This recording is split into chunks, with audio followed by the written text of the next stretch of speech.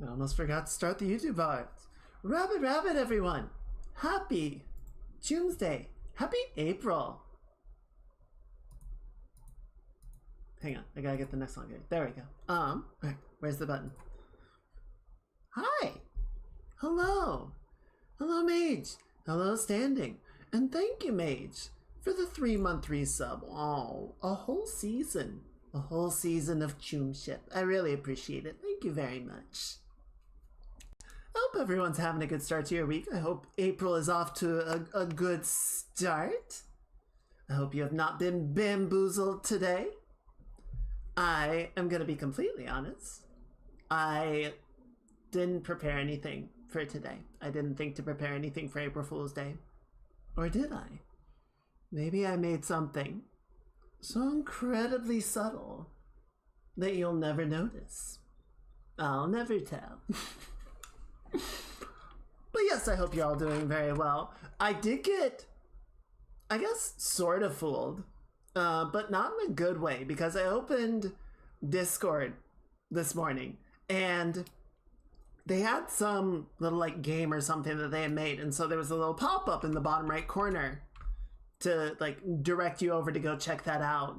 And I saw it and my immediate thought was, does Discord have fucking pop-ups now? And I closed that shit immediately. So I got a little bamboozled by that, but I was not amused. I was not amused by it. No.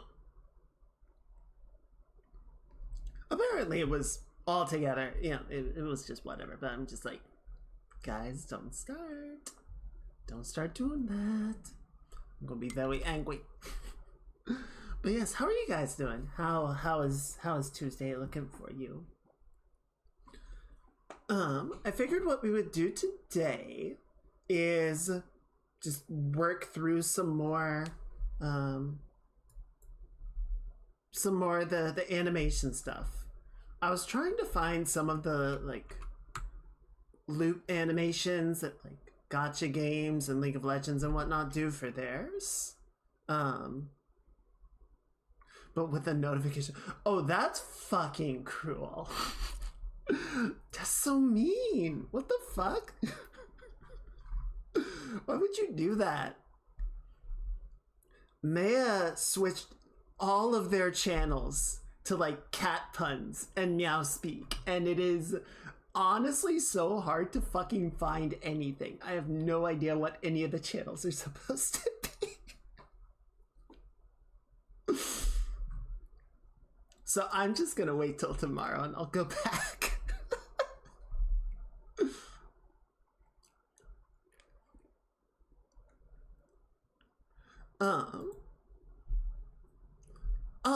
There was one thing. So this is completely, it's neither here nor there, but I gotta tell you guys, I gotta tell you about this because one of them made the notification numbers because nice. That's the only reason that you need, really, right? So I went out and I got my food today. I got some chicken, and there's a coffee place. It's by near where we used to live. So it's still, you know, accessible, but it's not as convenient as it used to be. It used to be like a 5-minute drive, and now it's like a 10 or 15-minute drive, but it's like, whatever. Still want to get it. I really like the people that work there, and they make really good coffee. So, you know, whenever I pop by, or whenever I can, I go by and I'm like, hello. And they do monthly specials. Like every month, you know, they come up with something, you know, relevant and good for the month, and just kind of, it's a good group. So, you know, new month, new specials, and they had one today that it's a black Scotty chai latte. Which turns out Black Scotty is a brand of chai syrup? I don't know what you would call it. This is chai mix. It was quite good. I definitely recommend it. But, you know, I wasn't clear at the time. Or I didn't know at the time. So I asked the barista if it has coffee in it, and they said no. But, you know, we can add shots if you want to. So I said, yeah, do that. So a chai latte with espresso goes really hard. It's really good. And if you have not tried it, I recommend it. It is delicious. It's a really interesting blend of that like sort of lighter spiciness. Not like spicy, but you know, that chai aroma spice. But then it's got like the coffee as a richer base. It's really good. You should do it, drink it. Go get one. So yeah, that was an unexpected, pleasant surprise today. I was very pleased by that one. But yes, thankfully, I don't know. I haven't really been like looking around the internet or anything. I've seen a couple little innocuous whatevers, but you know, none of the like fake headlines or whatever that everybody tries to do. I think the only one that I saw was Pal World drummed up the dating sim prank again. I think last year they made a trailer for the dating sim, and I think this year they were like progressing with it. I swear next year the April Fools is that it's going to be ready for release and have a release date, except that it's not going to be an April Fool's and they actually do it because the Madlands. There's no laws about the pals, Batman.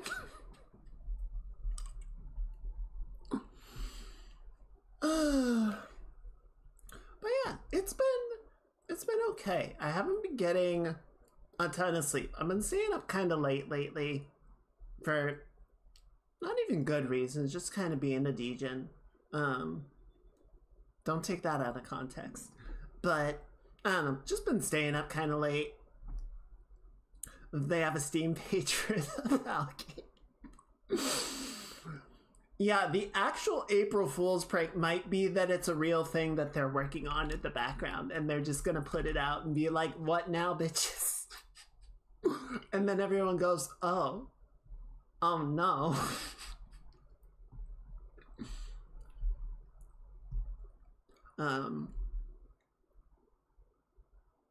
Was there something about video games? Not really. I was excited to see we got a bit more news about Monster Hunter, that they're going to add some harder fights and whatnot. But yeah, I don't know. I think it's been pretty quiet, all things considered. But yeah, it's been pretty good for me aside from the sleep stuff. I finally got a good long bike ride in on Sunday. The weekend was very kind. The weather was very kind. It was beautiful Sunday. It was windy. It was freaking windy. But aside from that, yeah, I went out. I got a good like 25 miles in. It was very nice out. Keeps going the animations. Sure. If you have any examples more of like the 2D side of things rather than the 3D, that's more what I'm considering, right? Because I'm thinking about what we can do for the opening screen, right? What sort of movement would be helpful for that?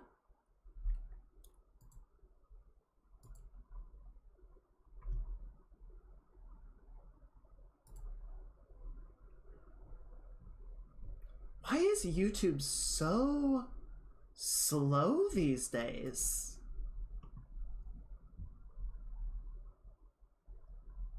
I don't know what they did. Maybe the April Fool's prank is that they turned their site to shit. Sure. I don't know.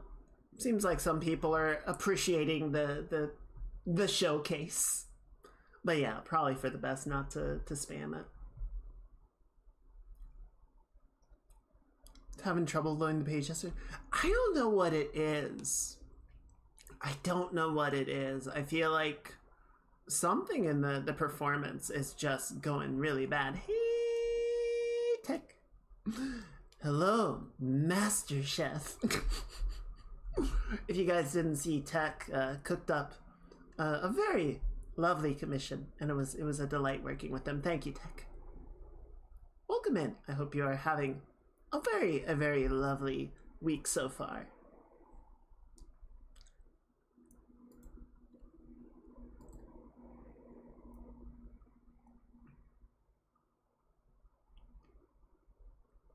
course I liked it. It was very good. It was some excellent work. I'm not gonna lie, I just had it open yesterday, and every so often I would be at work and I would just be like, nice. And then I would get back to work. I still have a message request from somebody that does share a server with me. So I'm just gonna pet peeve for a second. Random message from a person that I have never spoken to on a mutual server, but the message just says, "How are you doing?" Which is just like, see, I don't want to be rude, but I leave my DMs open in case people want to request a commission or something, right? But, you know, when people, like, if you just say hello, my assumption is that it's the opposite, right? Someone is reaching out like, are you interested in doing commissions or doing, you know, getting art or something? I'm like, no. Talk to them. I don't wanna. I know what they're up to. Okay. No worries, Knight. Hope you have a fun time in VR. Lo-Fi Girl changed into a cow today. Lo-Fi Girl is a cow, and the cat is very upset about it.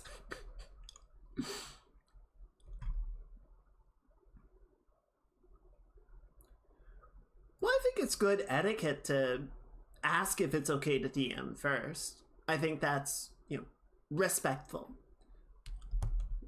But, like I said, I leave my DMs open because maybe somebody wants to commission something. And I don't accept friend requests from random people that I don't know and have never talked to, because this might be a weird notion, but we're not friends yet. I don't know you. I'm not going to add you to my friends list. But yeah, like, okay, if someone messages me and they want to commission or commission some artwork or something, that's totally understandable, and I'd be happy to talk with him. But if you just message me and say hi, I don't know what's up with that, and I'm probably just not going to respond to it. Like, I'm sorry if that comes across as rude, but every time I have responded to one of those messages, it's been spam. It's been somebody trying to push their own artwork or a scam bot or something, right? So my expectation, my instinct at this point is to just not respond to them.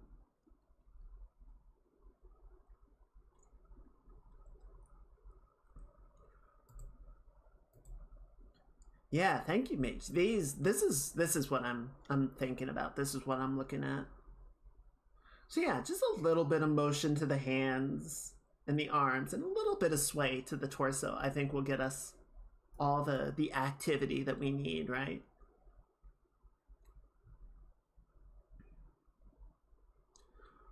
Ask people about commissioning for a style of fit mage. If they try to sell you a commission, try to sell them gas storm dick pills. No, trust me, these are the good ones. They don't have bone rot. They finally solved that problem.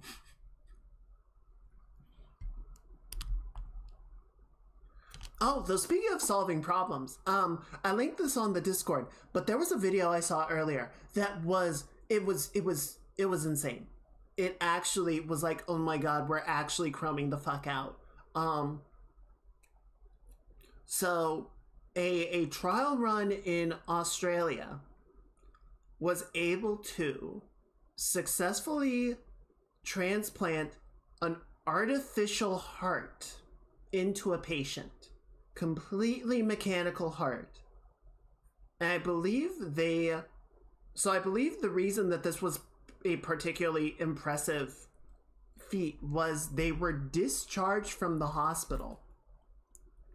And I believe, if I remember correctly, they had the artificial heart implanted for 100 days, essentially as a trial run and as a stopgap before they could get a donor heart implanted.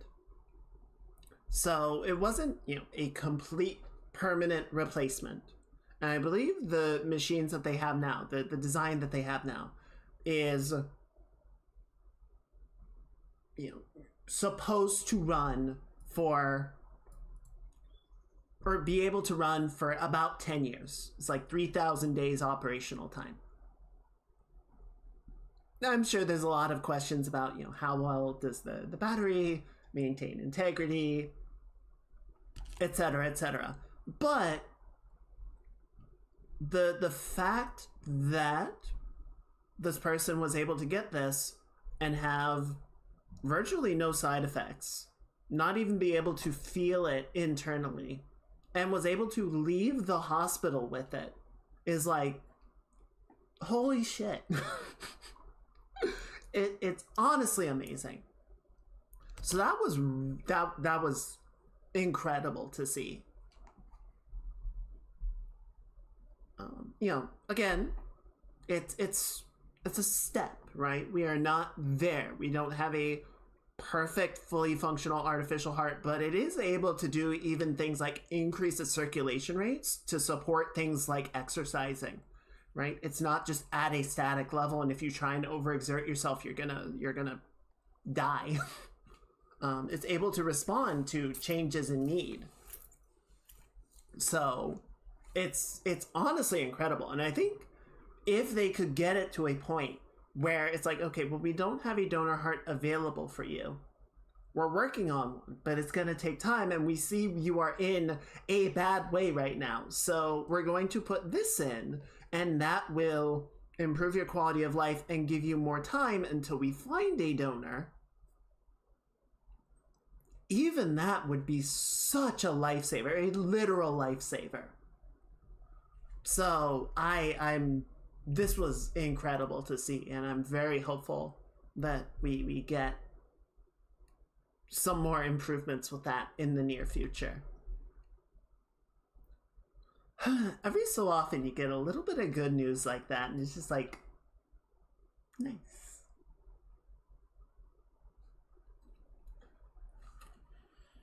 Oh boy. So yeah, that was a nice little bit of a Monday pick me up. It's so rare that you get those, right? I don't know. Monday honestly wasn't that bad for me. Work was fairly laid back. The big sort of problem that I'm running into. So my lead is leaving. My lead is being let go. So that's kind of the big, like, gonna have to figure that out, but we'll get to it later. That's not something to worry about tonight. Some days work be work, but that we're here for a different kind of work, right? We're gonna be doing some art time. Yeah, I think this God, I don't even know her name. I don't know like almost any gacha characters' names. I see them and I appreciate them. Honestly, like for all the shit talking that I do about gachas, there's some genuinely good work that goes into them, right? A lot of the character designs are very good.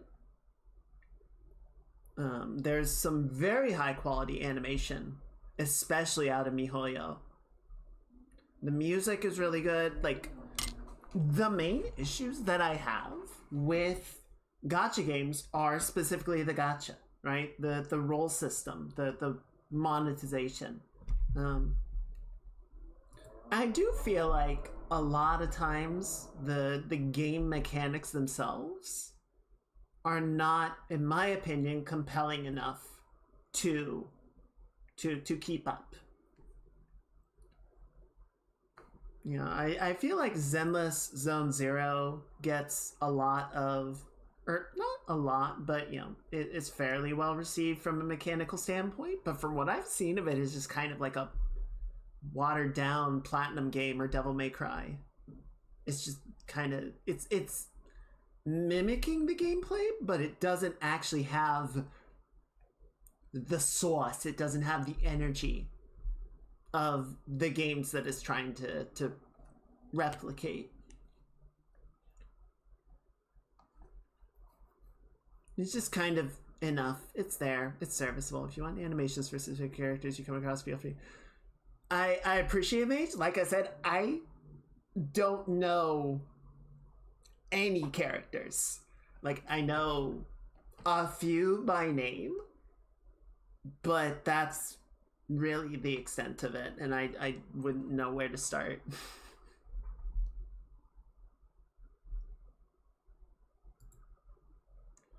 So I think what we're gonna try and do is, let's get in here. Let's turn that on. There you go. And what do we want to do? So we got the body deformer, right? Oh, right. I turned that off. Okay, there we go. Yeah, so that's kind of doing this right now. You're going to screenshot the face. Spend a lot of time with me, oh, your mage, no.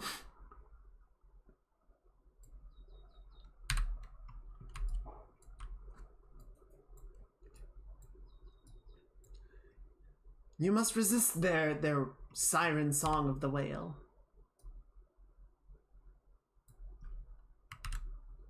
Oh, hang on.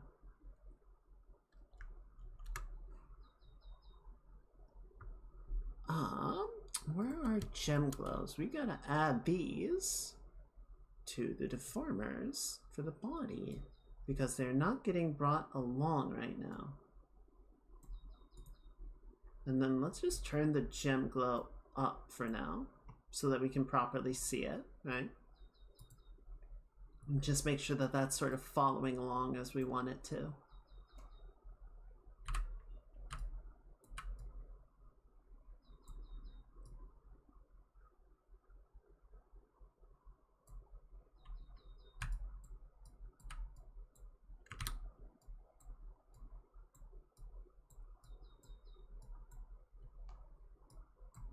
So we can maybe do a bit more of a shift like that, so sort of like rocking back and forth sort of motion. Well, I spent anything for one character who I was just like, oh, so cute. Yeah, and I feel like there is a way to be, you know, responsible about it. As long as you're being responsible, I can't throw too much shade or anything. I just feel like there's a lot of behaviors, or a lot in the way that the games are built to be very sort of like incentivizing of unhealthy behavior.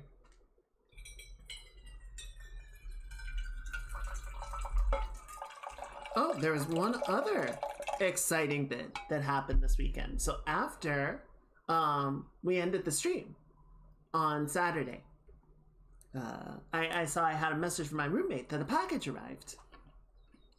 And I had not ordered anything in a good while. So I figured it could only be one thing, that the merch that I had won from Maya had arrived. So I have a shiny new, a shiny new tea bottle, a big honkin' 32-ounce metallic Fomsk bottle that I'm using to steep my tea in. Oh my god, that's hot. Good news. Good news, it retains temperature really well. I started steeping the tea. I'm sure someone is gonna give me a mean look for this. I started steeping the tea 5 hours ago. And it's still hot.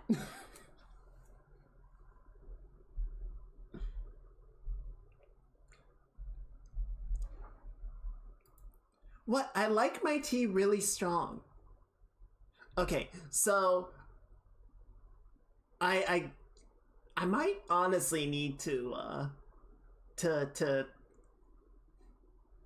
rethink my strategy a little bit, because normally what I have done what I've done in the past is I have a thermos that's like 20 ounces, 20-ish.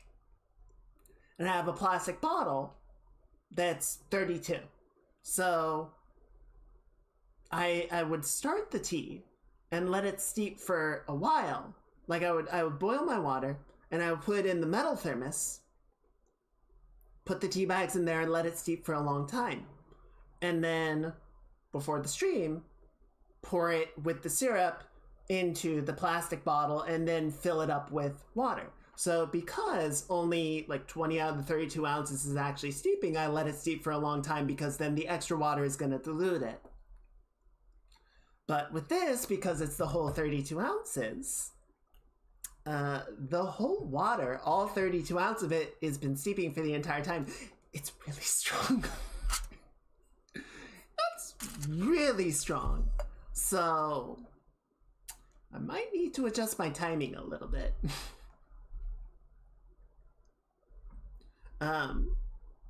I can even send you the link to the page later, but it's a good bottle. It's a good bottle from my one use of it so far.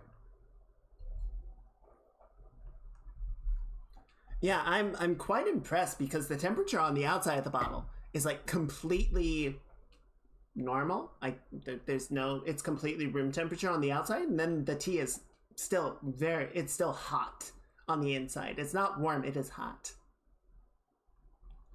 What I will say, and hopefully it's still available, I think she's updating her storefront. And this might have been, no, that can't be right, because the t-shirts that I got are all the new designs, so it has to be new merch stuff. I'll find it later and I'll send it to you.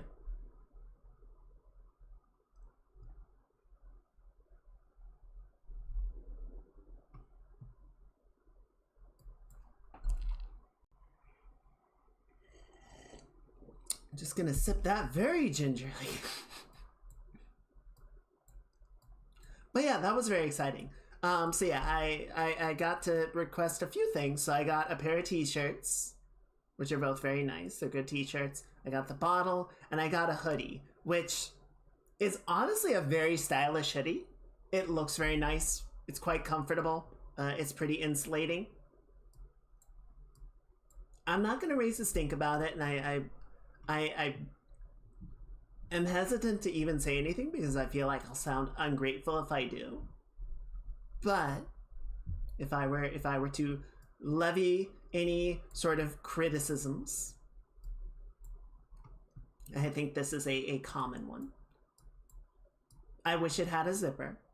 I like all my hoodies with zippers. It just makes them more functional. And I guess I have wide hips because the bottom of the hoodie is kind of a pain to get in and out of.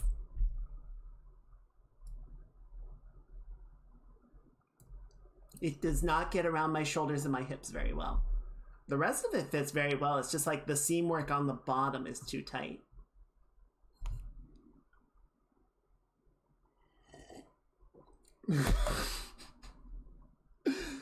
Maybe Tech was more accurate in his rendering than I thought.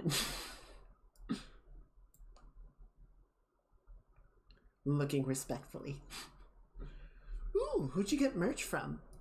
I'm always very hesitant to buy merch just because I'm like, I tend not to buy stuff unless I have a reason to buy it, right? Something has to like serve a purpose to buy it. So for Christmas, I got a new pair of bike gloves and a new water bottle for my bike from my mom because I had been using a metal one that I got from a conference or something years ago and never had a use for it. And it was like, well, this fits on the bike. It's good enough. You know, it's got a little screw off top and everything. And it was not good for bike riding. It was not made for that function, but it was fine. So I used it. And my mom was like, here's a proper fucking water bottle. And I was like, thank you. I finally started using it, and it's a good water bottle. It's actually a very good water bottle. It's got like a nozzle that you can like sort of pull with your teeth, so you don't have to like two-hand it. It's much easier to use while you're writing. And it's like, this is a good bottle. I would not have bought it myself because it's like, I don't need it. I'm fine.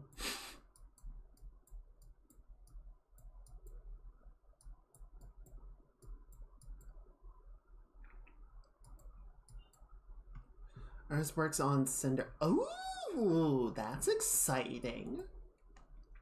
Standy, a keychain, and a metal card from Elvira's Egg. I don't know Elvira's Egg, but that sounds very exciting.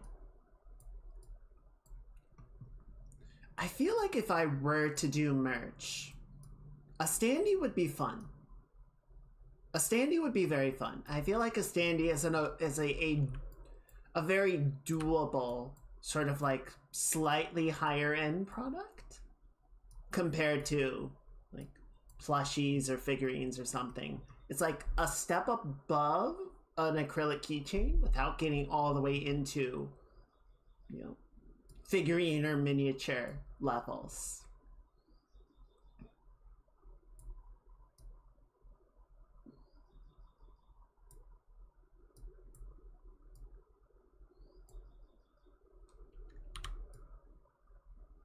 Well, that's interesting. Why are you doing that? Oh, that's fun. Alright, fine. You do you.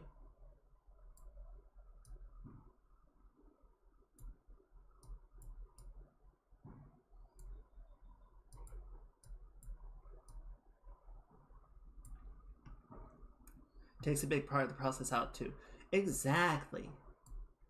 Yeah, like if I wanted to do merch, I feel like I could do a lot of the design work and making stuff myself. Which, so, you know, it's a big, that is a big part of, I think that's honestly a big part of why I haven't done merch up to this point, right?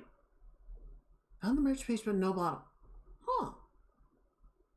I wonder if it's part of the old lineup. I don't feel like it is. I'll look into it after the stream and see if I can figure out what's going on there.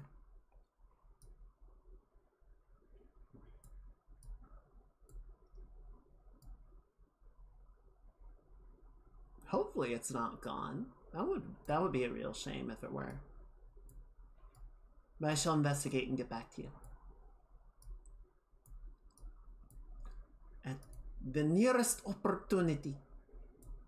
Interesting. How come these handles control the arm but not... Whatever. We can also adjust the arm as we need to. If we need to. Kind of like this like dropping of the shoulder motion a little bit. Yeah, the arm's starting to disconnect, but we can clean that up. We can fix it. I will say, like, obviously, not to say, well, it doesn't matter. It is a type of bottle that is available. Like, while I was at the coffee place earlier, I saw the Brits that had, like, the exact same bottle. It just didn't have, you know, Maya's design on it or anything. So, like, it is available in other places. Obviously, you know, supporting streamers is always fun and everything, but if it is not an option, there are other options.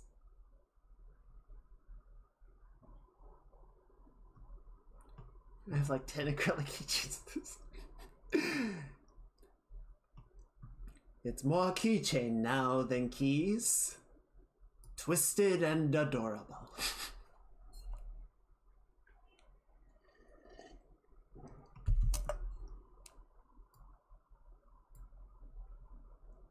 Okay, I feel like that's a pretty cool like range of motion. And then do we want to do something with the wide movement as well? Let me pull this up. I'm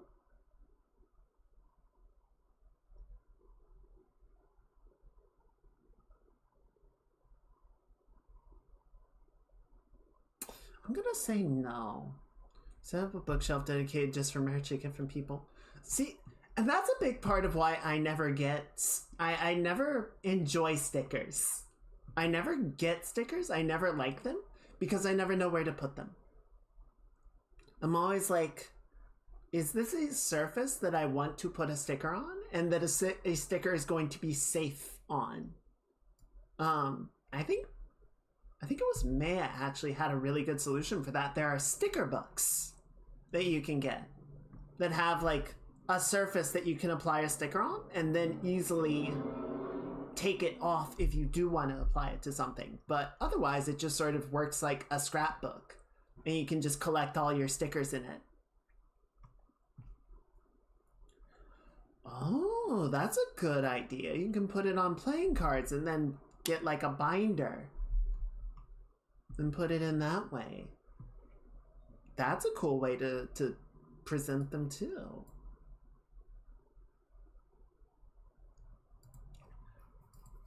See, people are so much more clever than I am.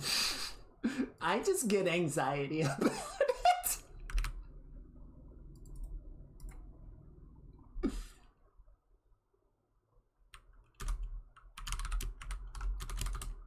Okay, arm LX.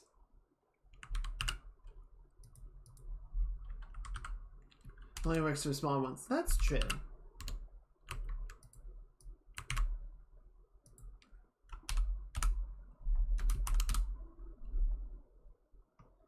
Is colorful vertices.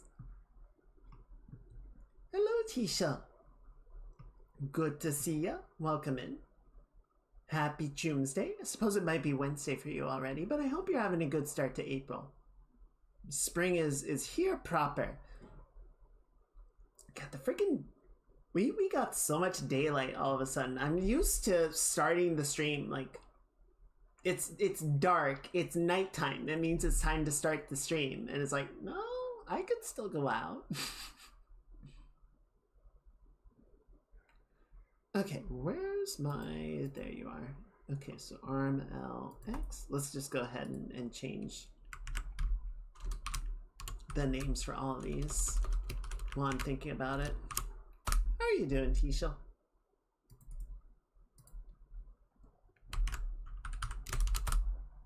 Shit, hang on.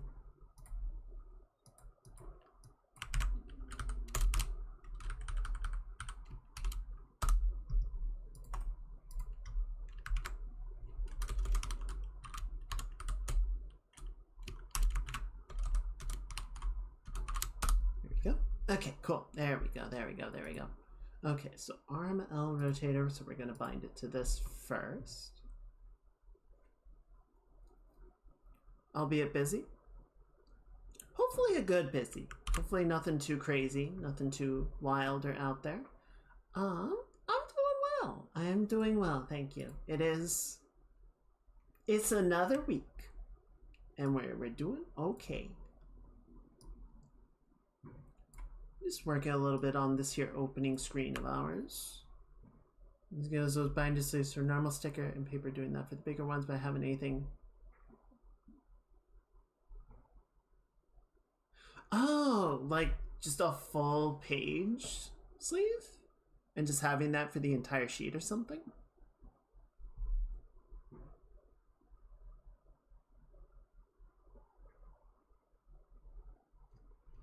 That could work. Okay, so I think what we're gonna do is we'll just have you kind of come down like that.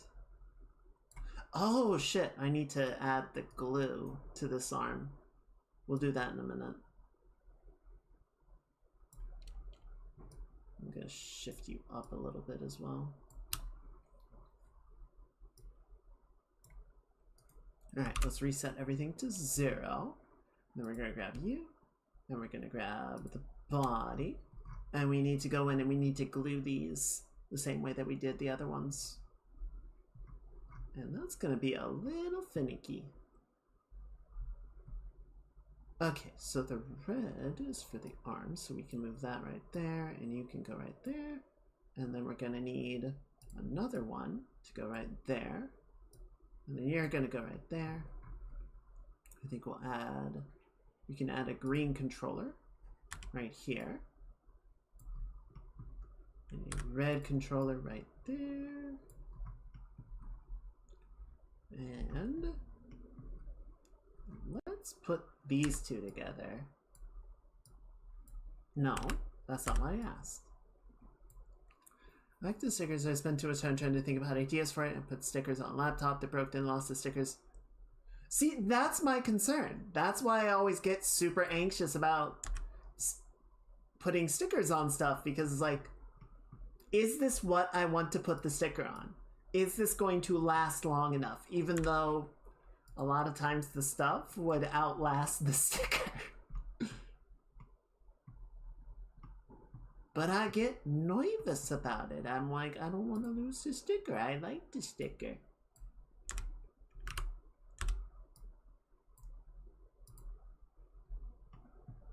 Okay, so now we can grab all of these.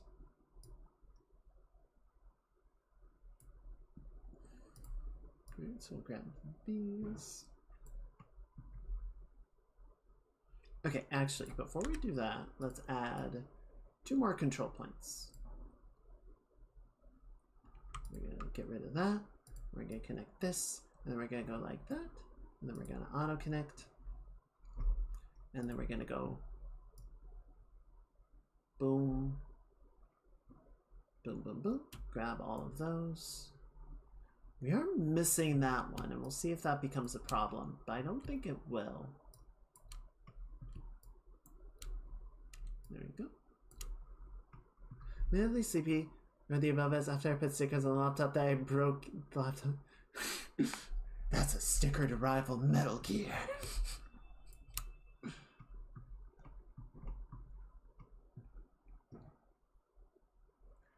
That would indeed be a very powerful sticker. It uses the Gorilla Glue. Okay, I think we can actually unbind this one. I don't think we need that. Okay, and then we're going to save that. Cool, that looks good. So now, when we move the arm, you see how it sort of pulls everything together. But what I want to do is we're going to mess with the glue, because this is getting a little overpowered. So you can see how this is like 50-50, and we don't want that. So we're going to leave those alone. Like that. So now when the arm moves up and down, the chest doesn't get affected in the same way. And then I think for the same thing, we can have the arm be less impacted. This will be more sort of a protective measure. I might need to do some more draw through on the arm. It looks like we're seeing a bit too much of it.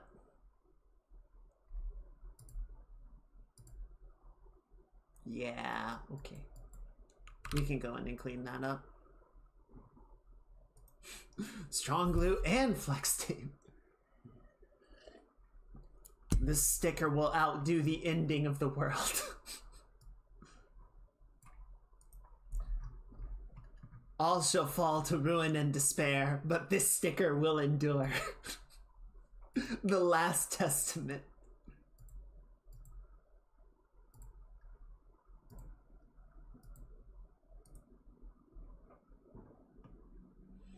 I don't put a lot of merch, though, because I like supporting people. Yeah, and I feel the same way. Like, I want to support people more than I do, and I'm always just kind of like, I don't know. I think I get cold feet when... Are you locked? Why can I not control you?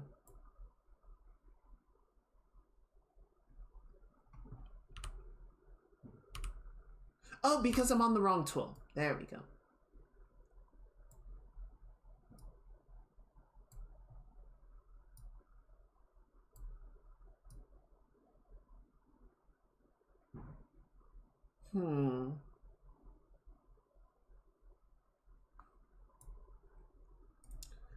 I think it's also, you know, that thing of like, when you have a big purchase to make, it gets very, you like start to really weigh out the pros and cons of it, right? Like, am I going to use this? Does it make sense to buy it? Do I need it? Whereas like 100 bits, it's just like, yeah, here's 100 bits. Brian, say the funny thing.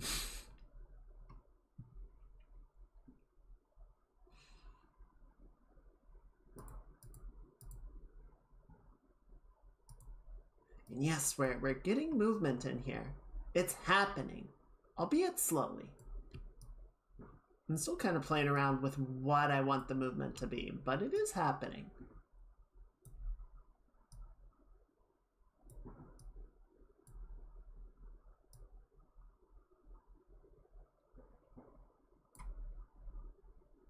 I wish I could change the pivot point. That's okay. Just gonna sort of do like that. Let's pull it up a little bit more. No, that's not what I asked you to do. I want you to grab those. There we go. I keep meaning to buy the Dusa plushie because Dusa's so cute and it's a very good plushie.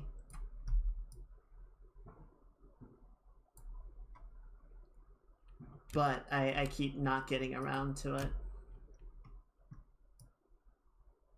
Because I'm just silly like that.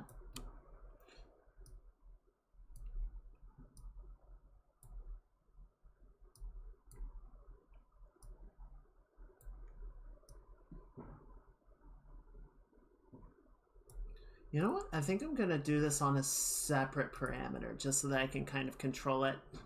Hi, I'm Mage and I have a problem. Listen, as long as you are being responsible with the way that you spend your money, right? As long as you can take care of yourself and the money is being spent in a way that makes you happy, I don't see that as being a problem. I am always of the mindset that money is a tool. It is a means. It is a resource. It is not a goal. It is not something that should be, just held forever. I don't think there's anything wrong with like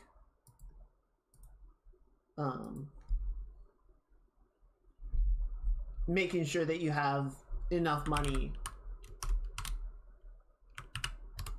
for emergencies and such. But I think just having money and holding on to it forever to watch the number go up doesn't serve a purpose either,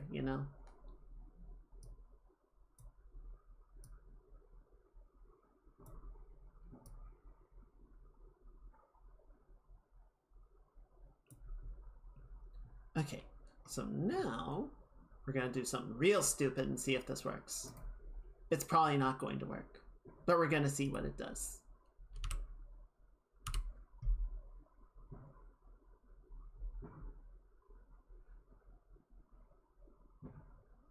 Have to hide it when I expect to see them. Well, that sounds like a them problem.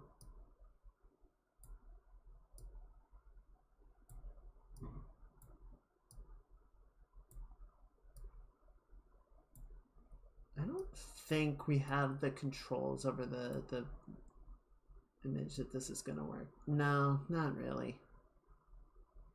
Alright, let's just walk that back.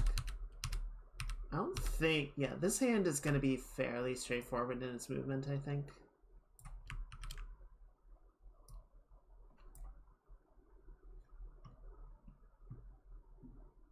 Yeah, no, I get that. Though we can probably squish it a little bit just to sort of give the impression of the hand twisting some, right? So we can like pull these control groups forward like that.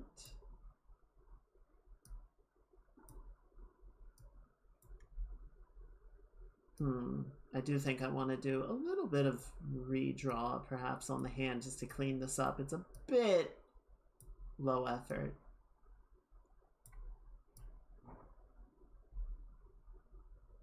But That's getting the right movement in. I think that's getting the right sort of effect, even if we can clean it up still.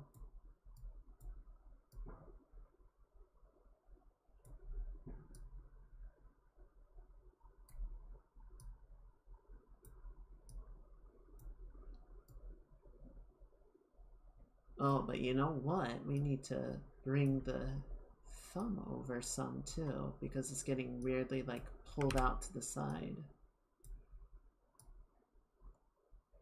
There you go. That's a bit better. Seeing art books online for sale, which watching stream hearing this. Yes. Delicious books. God, I have I have a guilty confession. I have a good library of art books sitting on my shelf, and I don't look at an embarrassing number of them. I have them. I have them like on rare occasions. I will pull them out for reference and such, but I rarely just like sit and look at them. That said, would I give any of them up? Absolutely not. I would never.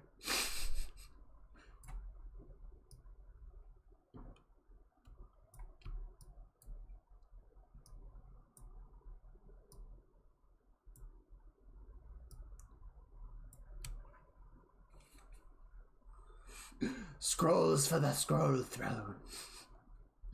God, that would actually be the most badass throne. It's just made of scrolls and books for the foundations. It's just parchment stacked so thick it becomes solid. That would be awesome.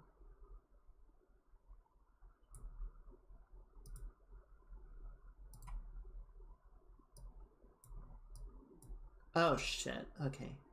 Actually, this might be fine. Just don't sweat on it. We could put like, I don't know, a tarp on the seat or something. Can put some sealant on it, it's fine.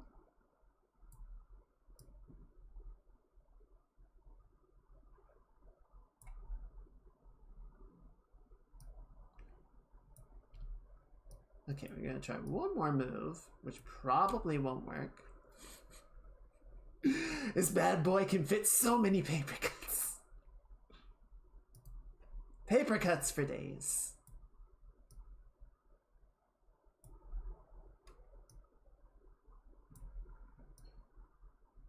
Yeah, I don't think this is gonna quite work out, but maybe it'll look okay. No. Oh, hang on. Hang on. Almost. It's almost okay.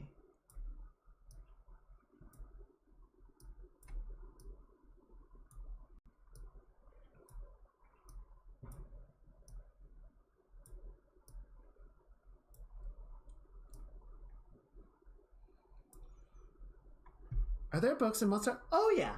Oh, there's tons of books in Monster Hunter. There's books for days. What do you think the scholars do all day? They write shit down. Hell, the hunters carry books around with them for note-taking and tracking and all kinds of stuff.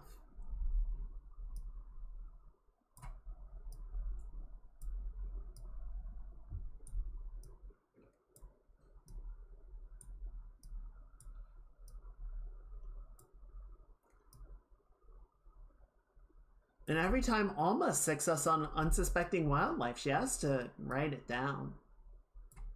The Hunters Guild is very meticulous in its note-taking.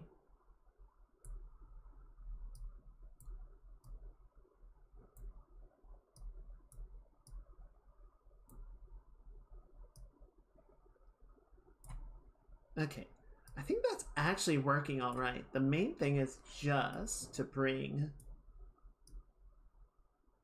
the pinky in. It's a little too long. It's a little too far.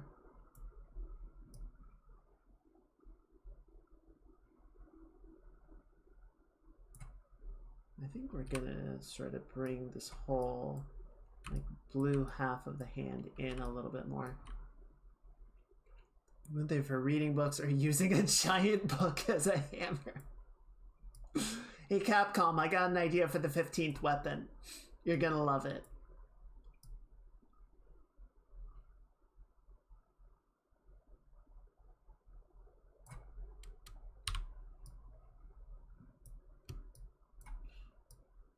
There you go.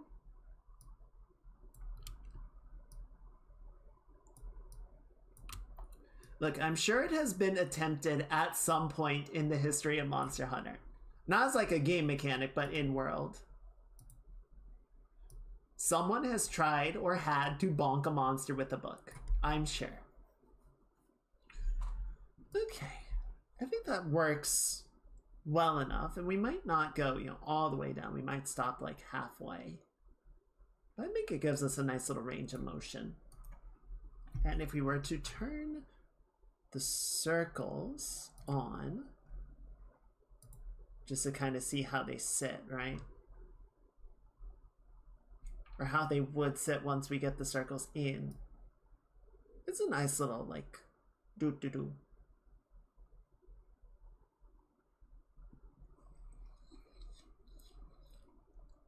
If I wanted to have a lot more control over it, we could separate the hand into multiple pieces and sort of split things up. But I think especially for, the secondary motion back there and being on top of the various, like, range of activity, I think it'll work just fine.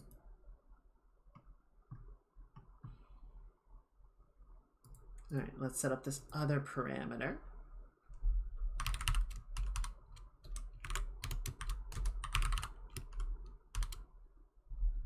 And I mislabeled this one. That should be hand L. It's their left, but it's our right.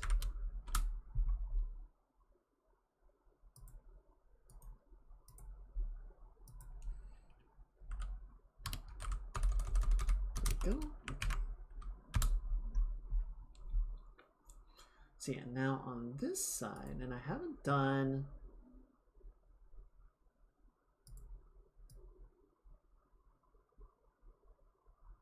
Yeah, I guess I kind of just set everything up to be on the one axis of motion, huh? We could do another one, but I'm not sure if we're gonna need that. We shall see. We shall see.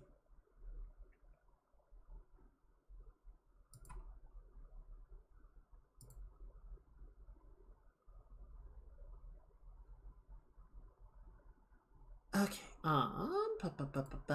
so yeah, then we can go over here, and we can map that right there, and then all the way over to the left, so we'll go like that.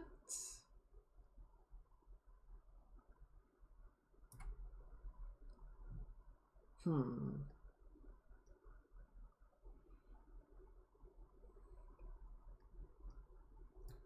then you can come in like that.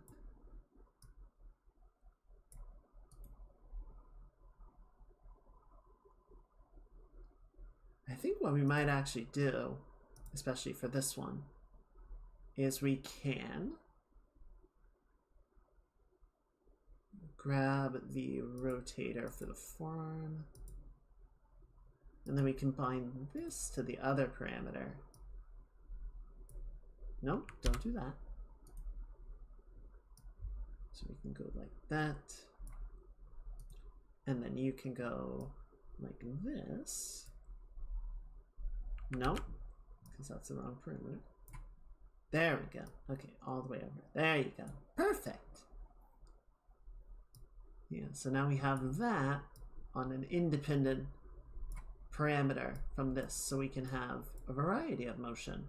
Though we might not allow for this particular combination just because it looks a little funky. It looks a little funky. Okay, and then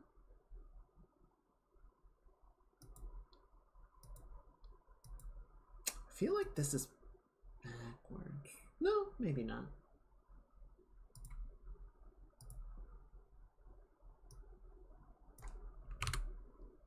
Let's get the circles out of the way. It's making it hard to see what we're doing. So yeah, this can go over like that. And come back like that. Right, so now we got a little hello.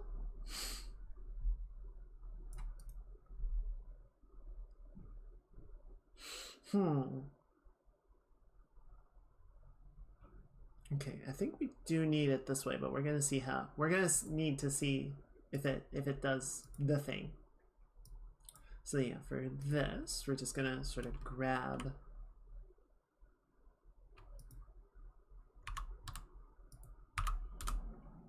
this. We're gonna tug it over a little bit, just to sort of conform to the changes of the hand, right?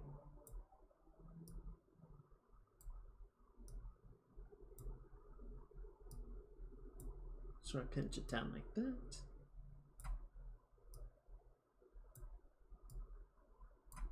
And you can sort of stretch you like this. And pinch.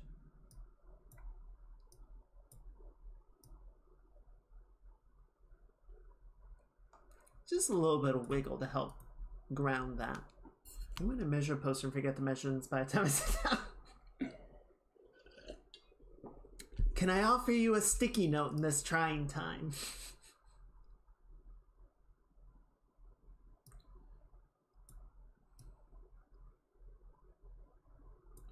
Oh, I'm an idiot. Wait, what?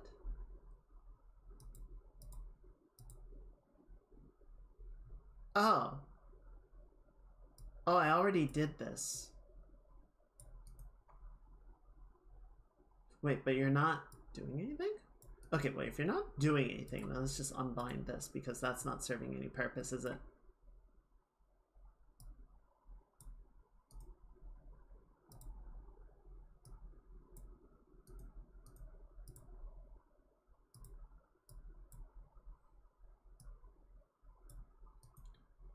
Oh boy. Okay, cool. So that is working.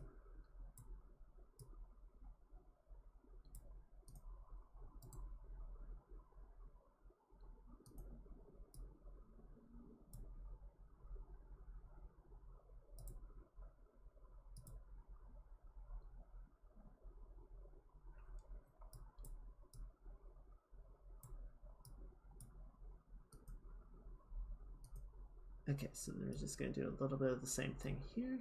A little bit of squash and stretch, a little bit of pinch.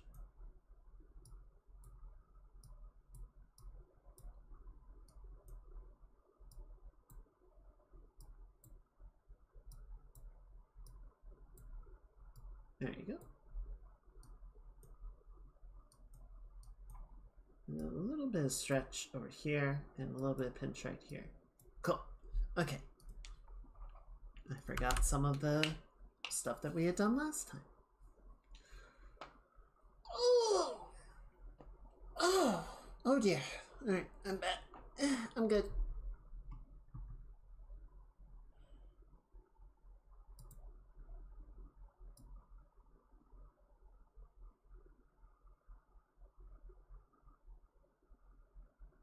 Okay, let's just grab these guys in here. I'm gonna tug them up. Like that. Just so it doesn't backslide so much.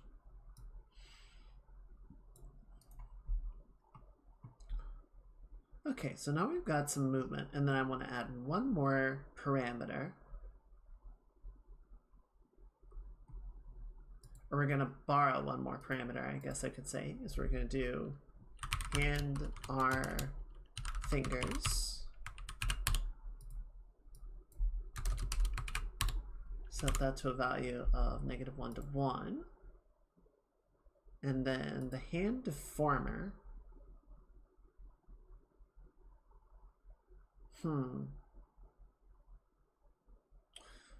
Yeah, let's do this. Actually, we're going to do this right here. Okay, so let's add. Let's do 2 more controllers. 2 more? Maybe 3 more. So we'll go like that. I'm just gonna use this to start pull it in and straighten it out like that. And then we're gonna disconnect, and we're going to do one more coming down the side of the palm like that. Okay, so now we're going to take, where did I just put that fingers? There you are.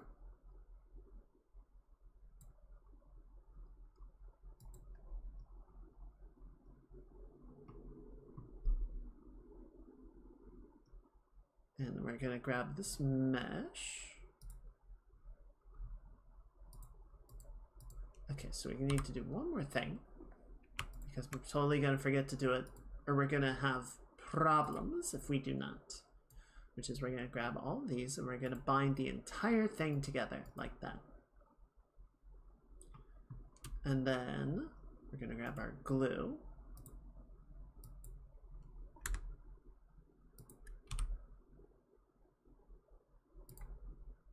We're going to grab all of that. So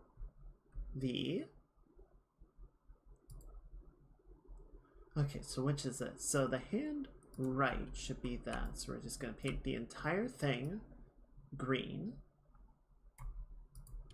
The entire thing green. So that basically the stripes mesh will just completely follow the finger. Alright, so we're going to bind it, and then on one end, I think we can sort of bring the thumb in a little bit like this, right?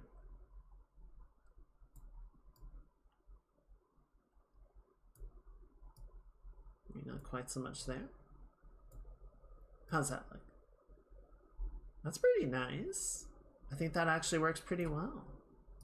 You bring it down just a little bit, and then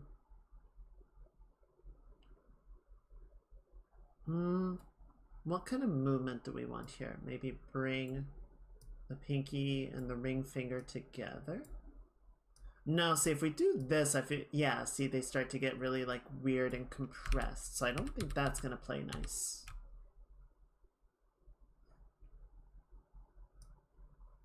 Yeah, unfortunately. Well, so what we probably really need to do is reduce their field of control. I normally don't bother with it, but we can see how much is becoming a problem when you have this many in this tight of a space.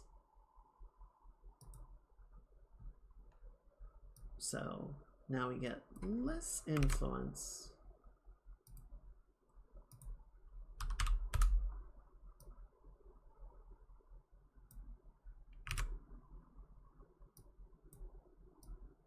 If we bring you together, yeah, so this seems to have less impact because there's the counter movement from the other side of the control curve.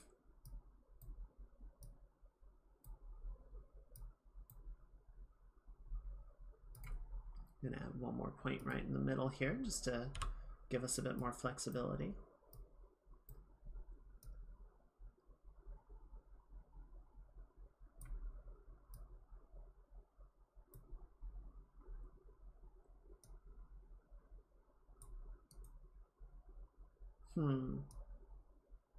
The thumb looks pretty good, but I'm not too happy with the movement of the other fingers yet. So we're going to grab all of this.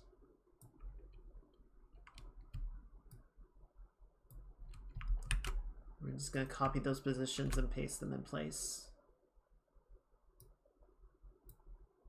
Basically, just do a reset.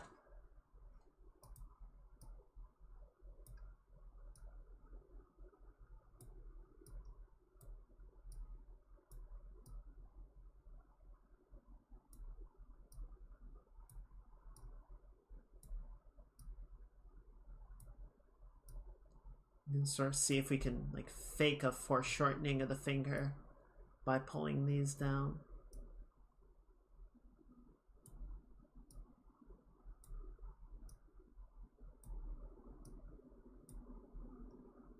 Now if I wanted to be really smart about this, I would add a center line that we could like shorten as well, but it might work without it. It might look okay. And then what we can also do, see, we can get into the spot touching of individual controls to help clean up the shape.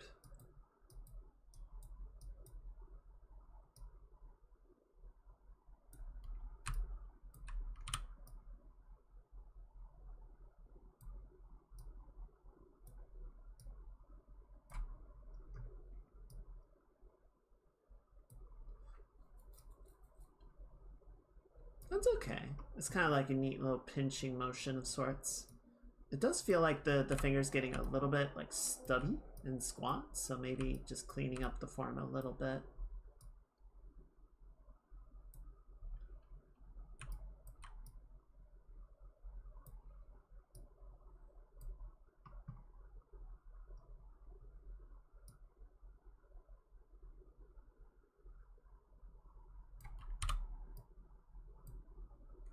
Yeah, let's turn on the onion skinning as well, just so we can kind of see like where distortions are happening and try and bring them back in line with itself. Maybe pull that up a little bit. So I was thinking about playing Star Citizen yesterday. I didn't get around to it on Sunday, and I was thinking about trying it last night. That I heard there was a bug in the current state of the game. I know, surprise, surprise. But I heard there was a bug that occurs sometimes where, you know, the servers, I think the servers still have a really ugly memory leak issue, right? Where they just eventually have too many things going on. They can't keep track of everything. And eventually the server just kind of overflows and crashes and dies. And it's pretty ugly.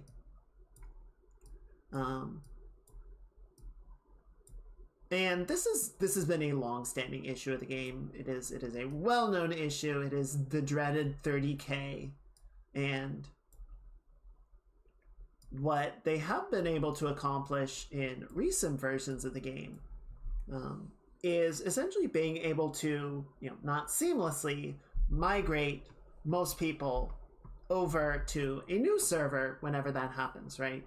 It just sort of pauses the game, freezes everyone in place. No more IO, and then sort of shifts everyone over onto a new server, picks up all the information from the dying server, and then you're able to go about your day. It takes maybe a couple of minutes to do that migration. So, you know, not ideal, but it's progress, and we'll take that. But what I've heard is there's a bug in the current version of the game where the servers will sometimes just crash, but they aren't able to migrate people off of the server. And for whatever reason, the characters essentially get locked on the dead server. Like, you aren't able even to log out and log back on and get onto a healthy server. It just... You're just stuck on the dead shard. And so people can't play the game. Are you able to explain how memory leaks happen? What stops it from emptying itself? I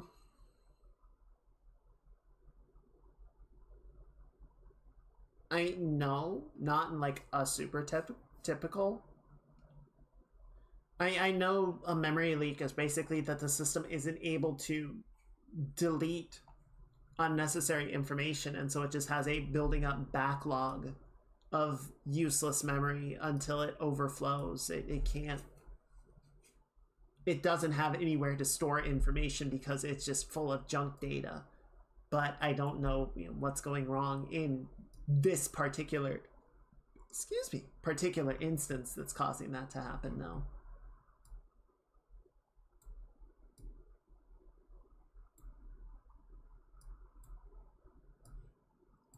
Yeah, so I have not jumped onto the game. I don't know how common of an issue it is. And I know Lily, who just debuted her new model this past weekend, is planning to play some Star Citizen with her community on Sunday, and I kind of wanted to see if I could get in on that. But yeah, I'm just worried about like trying to, you know, get in and get everything set up and then go, oh, the game's dead. Or my character is stuck and I can't play anymore.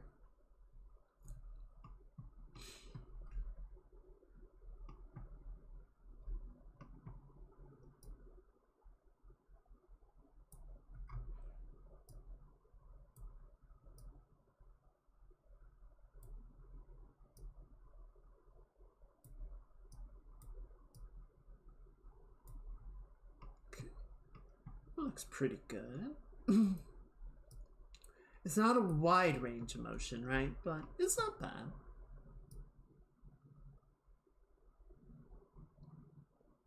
Then maybe on the other direction, you could sort of like display the fingers out a little bit. You gotta do this weird sort of like wormy dance, wiggling back and forth.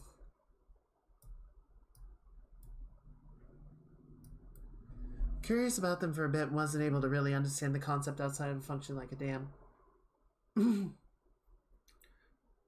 So I think the name is sort of backwards. Well, the term is not. It's a little bit backwards, I suppose. So the problem is more like if you imagine a basement, right? And you have a water main that's going through.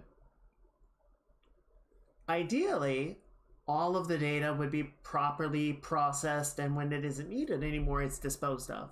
But when you have a memory leak, the data isn't being properly disposed of. It isn't being flushed away. So some of it is leaking into the basement and just slowly floods the basement until your house collapses.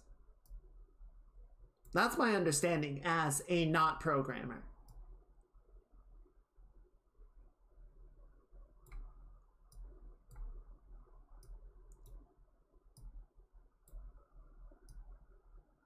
Right? If your system is not properly processing and getting rid of everything, then it just has something. It just builds up more and more junk data until it can't actually process live data. Well, I think it's a leak again because if everything were running correctly, the data would go through the process system and would go out and would be fine.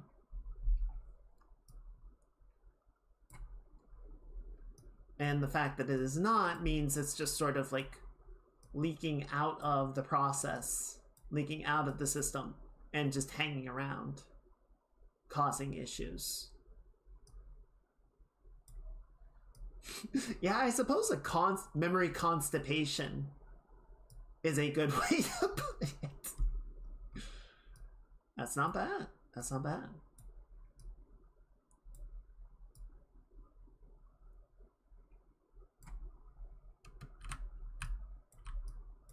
But again, like full disclaimer, I am not a programmer.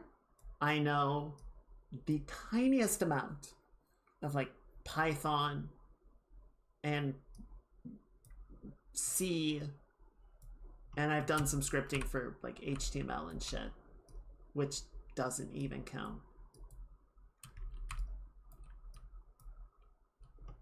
So I could be getting it very wrong. And you should not take what I say as being 100% factual.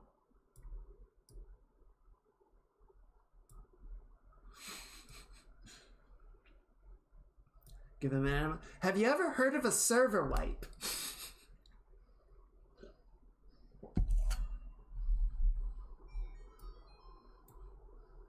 Because that's basically what you're doing.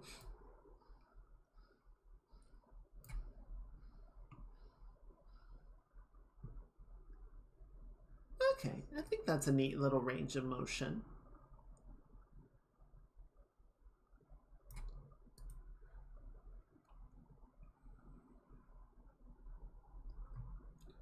I do want to do one thing. I think this is okay, but this is not working very well for us. So we're going to go in here. We're going to delete that, and then we'll let that auto connect. That seems to be in a happier spot already. And now when we do the deformation, yeah, that goes much better. And then that looks okay. And on this axis, we're just gonna pull it in so that it doesn't create that weird little ridge.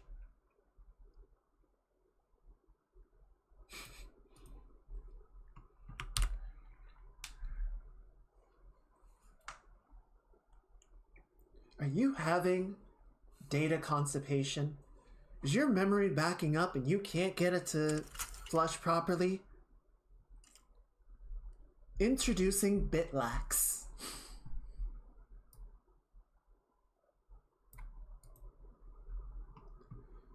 We'll get your tubes flowing.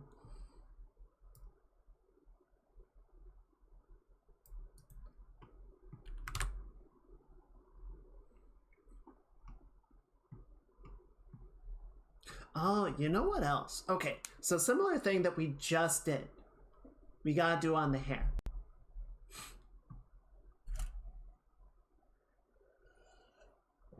The CPU ball.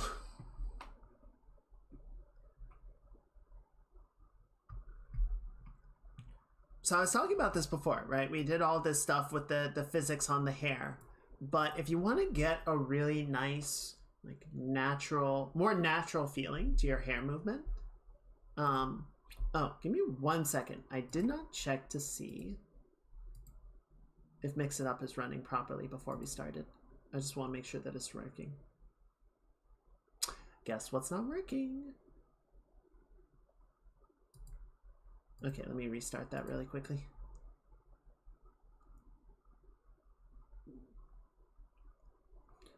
I haven't listened to the whole thing again, but the few songs I've gone back and listened to again. It's a good musical for sure.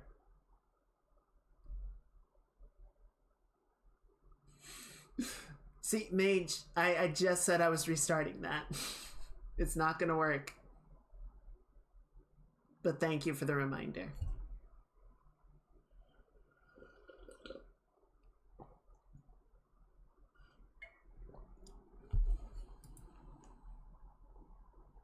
Yeah, because I saw the chat redeem, but I didn't. The pop-up's not gonna work.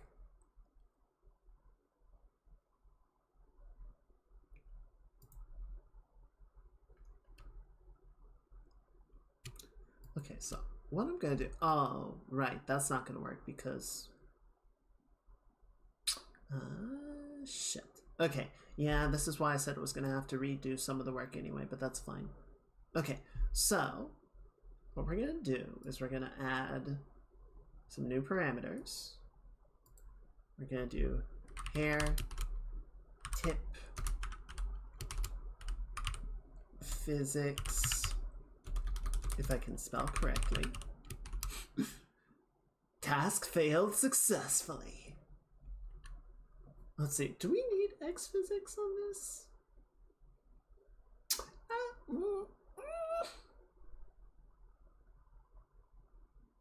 Not really. I feel like the bounce is going to be pretty much entirely on the y-axis, so we can probably just get away with the 1.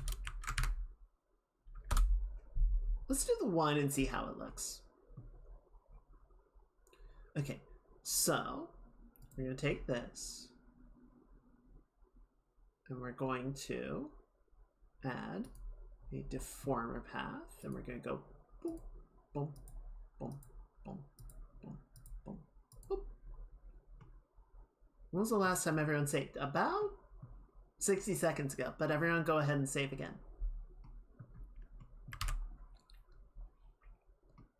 Okay, so that's going to control that one, and then we're going to add another one. No, we're going to add another one. Another one. And it's gonna go all the way down here, like that.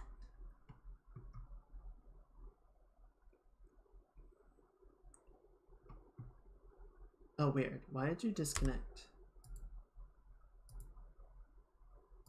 Connected. Thank you. Perfect. Alright, so now we set this up on this parameter. We'll leave it alone in the middle. And then on the left, we're going to add a little wiggle. And actually, let's go ahead and do this because we do need to do it for this one before we mess with anything, right? We're going to come in here.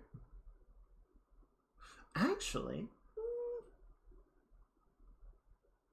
yeah, I guess we can bind them together. Oh, but it doesn't go all the way around. Alright, never mind. We'll just do this separately for each one. That's okay. So, all the way down, we're going to come in. We're just going to add a little bit of a warble. That's the technical term for it, by the way, a warble.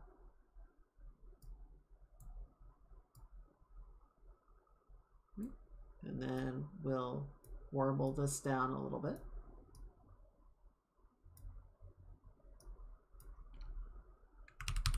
Maybe not that strong is the thing. Let's set this down to like 80. Right, so it's just sort of controlling this region rather than... And then we'll spot check some of these verts right here. Right, so that gives us a little bit of a tip wiggle on some of the hair.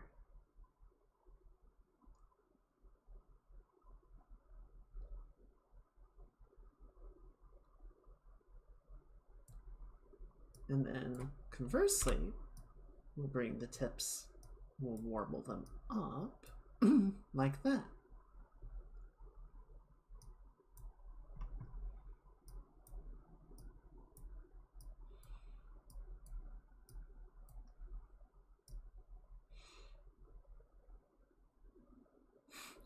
It's called a throbber. That's... I don't know what to do with that knowledge. They say ignorance is bliss. Maybe they were right.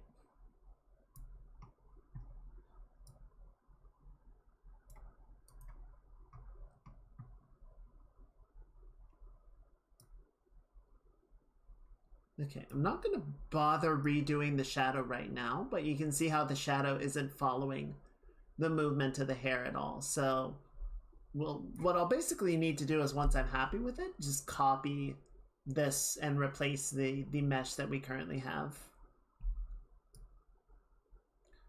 Someone said name was perfectly normal. There's a lot of people that thought certain words would be perfectly normal, and they were wrong. They were not correct about that. And now we are living with the consequences of their actions.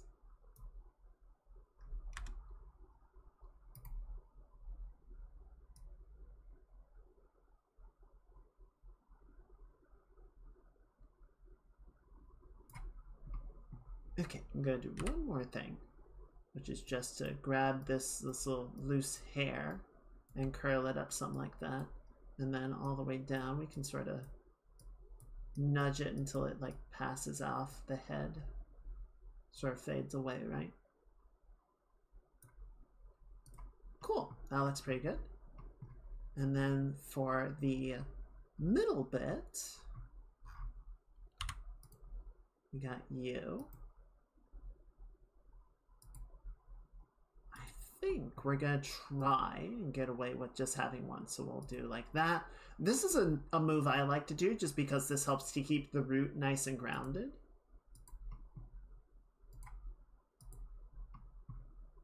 Right, so as long as we don't move these two, the root of the hair object won't really move, and that's just a good way to sort of avoid things getting weird and like distorted.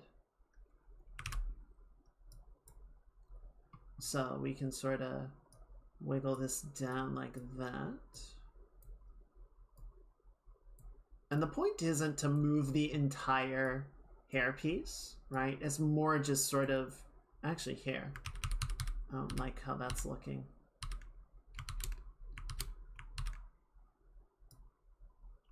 So yeah, we're just gonna shape this by a little bit.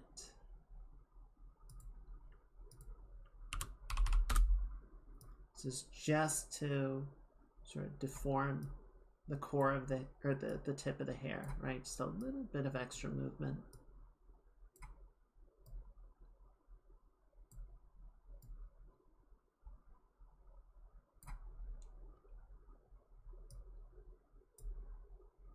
Sort of use these to help keep the rest of it shaped correctly.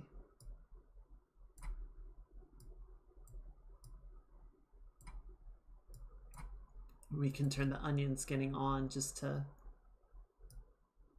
see how it's deforming and make sure we're not losing anything really important.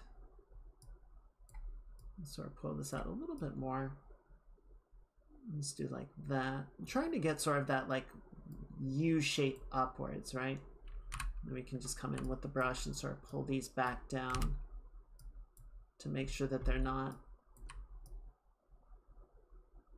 moving as much. That looks about right. Yeah, okay, so then that will go like that. Close enough. And then everything up there isn't really moving, so that's good.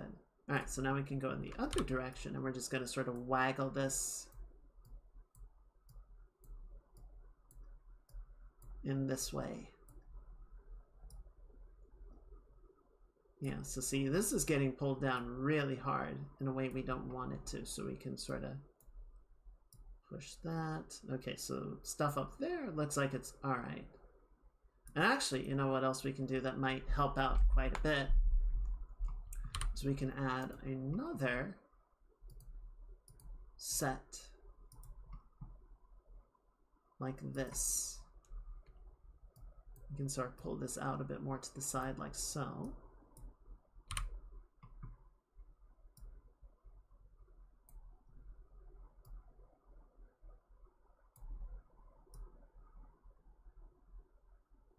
Okay, yeah, so that's doing an okay job of like holding everything in place, it looks like. Except for this little group right here, which we can sort of nudge back by hand. Are you doing okay? You are not doing okay. That's alright. We can spot fix this.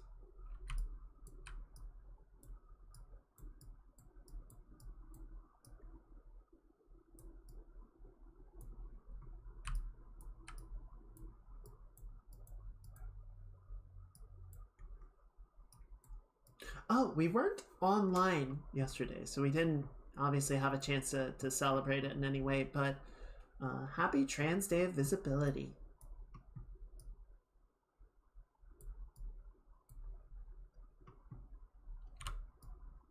That was yesterday.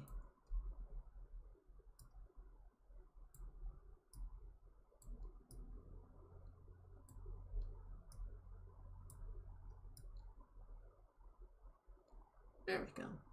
That looks okay. We're getting a little bit of a compression right in here that I don't care for. So we can sort of move this around a bit.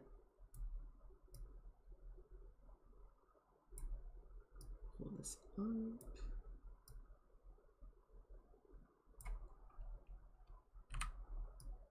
Push this down.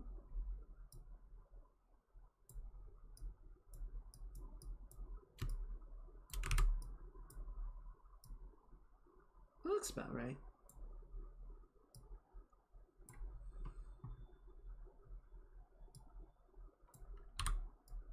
I'm just going to pull this over a little bit just so it doesn't go quite so far.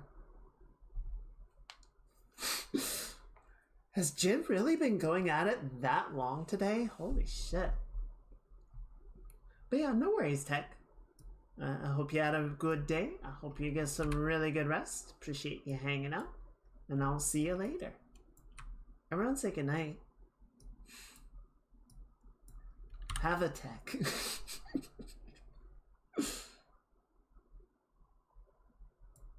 Oh, there it is. The 7 TV emotes are being super slow to load in for me, so it just said have a Tech. 16 hours. Jesus Christ. See, I didn't do a lot of Savage raiding, but we were raid for like 3 or 4 hours, and that was exhausting. Going for 16 hours is insane.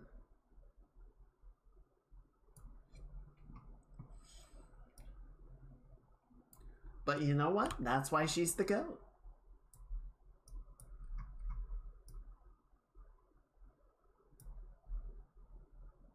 That's a river.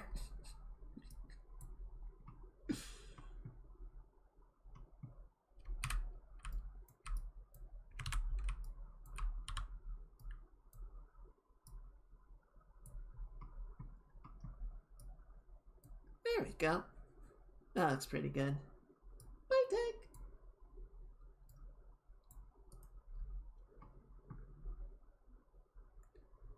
Okay. So I think we're gonna do this for 2 more. We're gonna do it on the other bang, and then do we do this? Yeah, okay. So let's do it on here really quickly. This will be a really easy one to set up because we just gotta go 1, 2, 3, 4, 5. And then key it. And then bring it in real tight. And then bounce it up.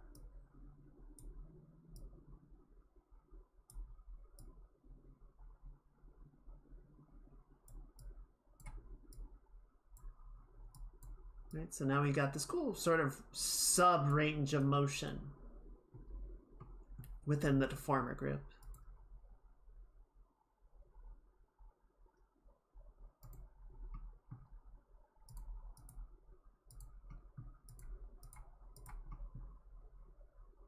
And then if we hide the halo, again, just so I can see what I'm doing, and then we do this. So the one thing to always be careful about is when you are messing with these, right? You're not messing with a deformer or a rotator. You are editing the mesh directly. So there are definitely concerns. Like, you definitely want to be careful that you don't like mess things up in some unpleasant way. Meshing with the mesh directly is always a little bit more precarious than if you were to try and do something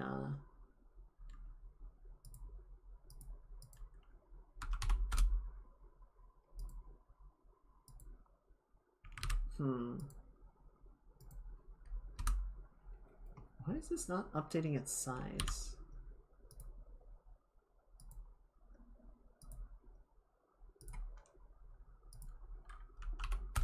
There we go.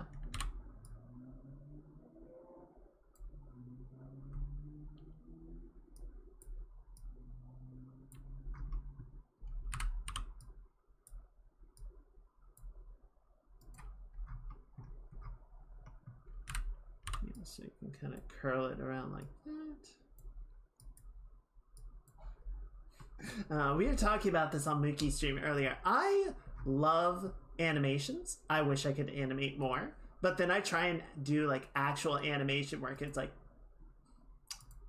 I want to delete myself. Actually animating is so challenging. It is so much work, and I have so much respect for people that can do it and make it look easy.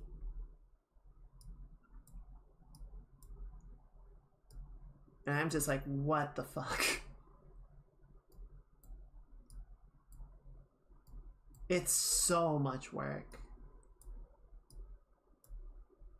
And even when you find all the like little tricks and things that you can do, like, yeah, it saves you a little bit of time and effort, but not a lot, you know?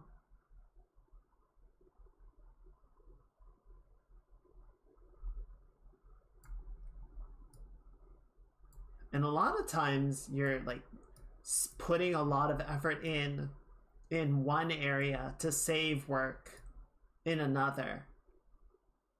Like, I was watching Invincible, and there are a couple of spots where they have like 3D models to do like basic walk cycles or, you know, just background animation stuff, and they just put that in instead of, you know, the hand-drawn things for more careful or center of focus elements, which I think is fine. I'm not saying they shouldn't do that or, oh, it's cheating or whatever, but it's a little bit obvious. But more importantly, like, there's still the effort of they have to make the stand-in models, right? They have to make the 3D models that look, you know, either take on the background characters or look like the main characters, because they do it for like wide shots and whatnot. So they have to make all of that and set that up and capture the cycles and then filter it, you know, factor it into the animation, make sure that it looks convincing enough. So even when they use those workarounds, it's not like, oh, that's the cheap option. Well, it is the cheap option, but it's not like it's the no effort option. And you still have to be good enough at animation to commit to create a convincing fill-in like that. Future have to prepare animations of oneself before leaving for work. Honey, have you seen my keyframes?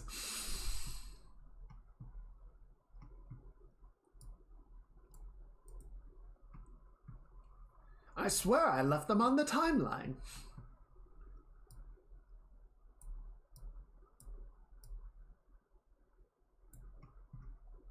Okay, so we got one more to do,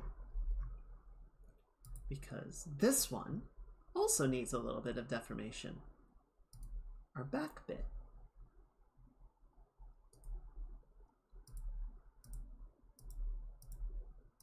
I'm just gonna go like that. And here up. So this just needs to sort of come down as well, but we can also separate it a little bit so we get a nice little like boop, that little two-tone, and then you just bounce up like that, and we're good.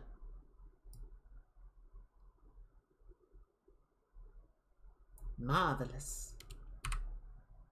And then we'll just do a couple of things to line up a few spots here for consistency's sake. Perfect.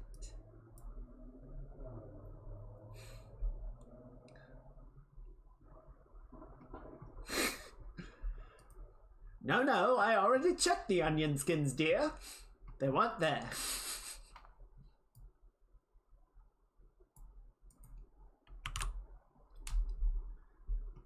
Excellent. Okay, cool. I think that looks good. So we've got a couple of things left to go. I think we've still got... Honestly, that's looking pretty good. That's not great. So what the fuck's going on there? What the fuck is that? Just clean that up a little bit, shall we?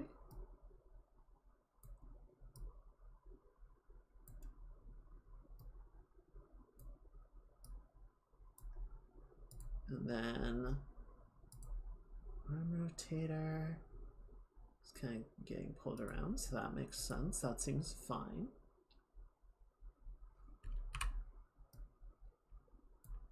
Interesting. Okay. Yeah, it seems all right.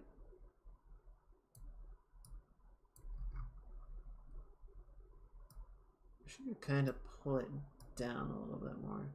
Oof. Wait, what?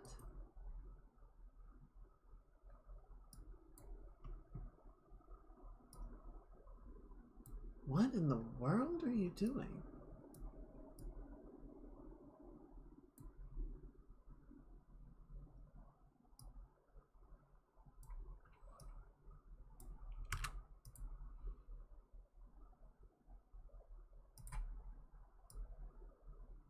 Ow.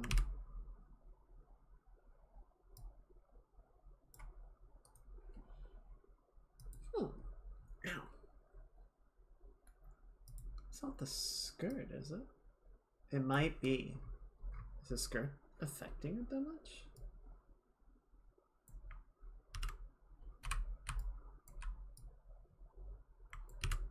Not on that level, so I don't think it's a consequence of the skirt deformer. But what is pulling that shape out of whack like that?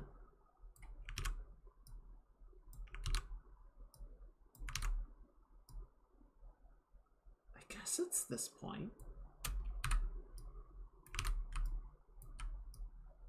Yeah, I guess we just gotta move it a bit more consistently. Alright. I mean, that looks okay. Can I convince you to, like, just sort of generally come in like that? I think that'll look a bit better. I think the shoulder's a bit too far out.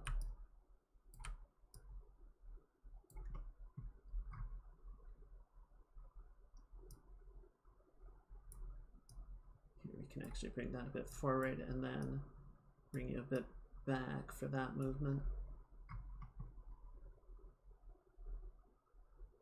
Okay, and then if we go back here.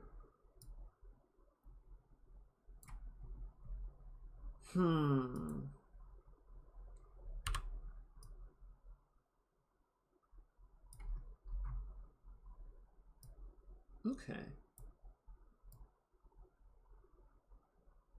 Yeah, it seems to almost work. Alright, I think what we're gonna have to do is just a little bit of two-axis correction.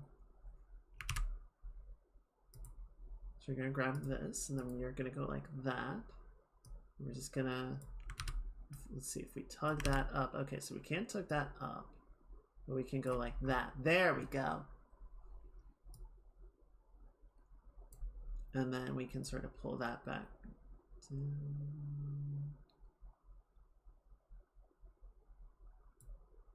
Yeah, it seems okay.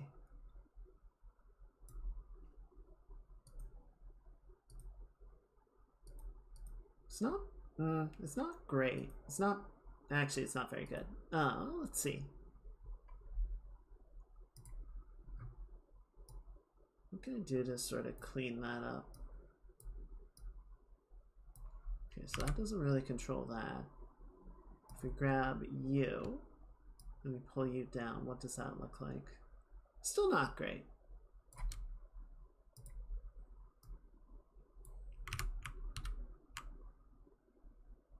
You might just need to not move you so much.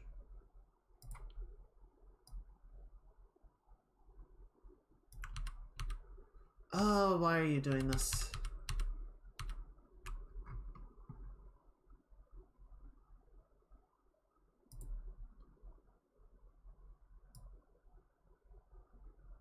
Oh, I think I know why it's doing what it is. Okay. Alright, you know what? I think that'll be, I think we can fix this. Yeah, I think we just need to remove this binding.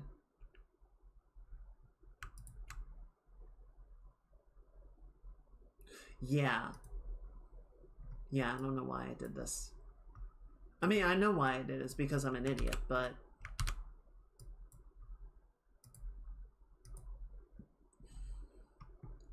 There we go. Now we should see less distortion.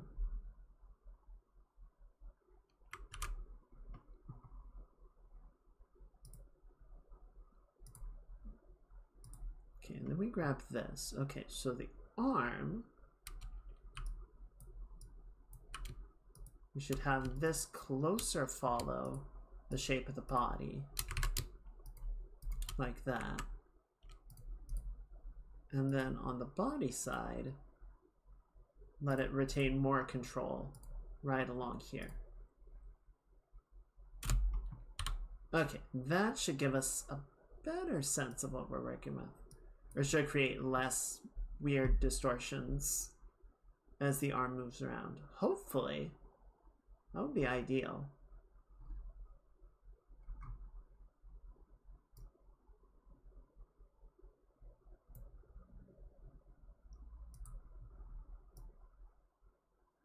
Okay, so that's fine. Why are you going back up? Go down.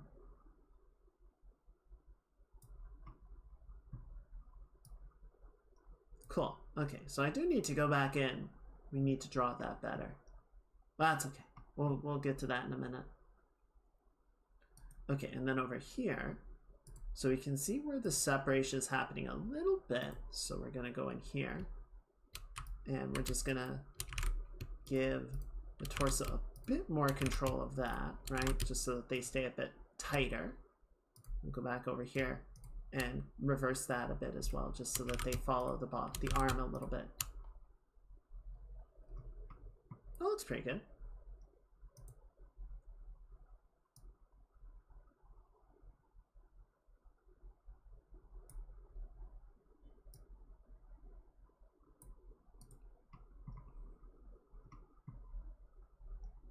Okay. So one thing I want to do is we're going to take the forearm rotator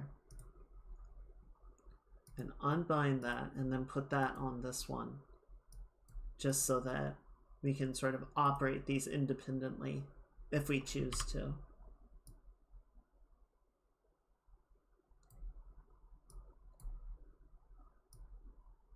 Rather than having it all be bound to a single parameter, we can have it be on two and move it independently if we feel like that's going to give us a better result.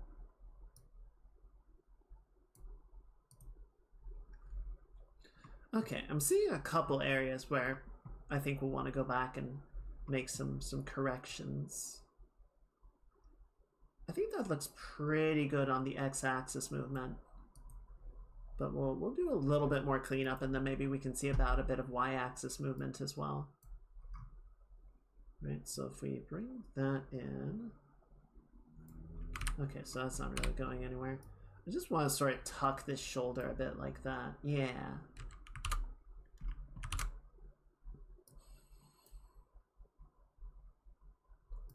And now when it's going back, this can come out a bit more. And then when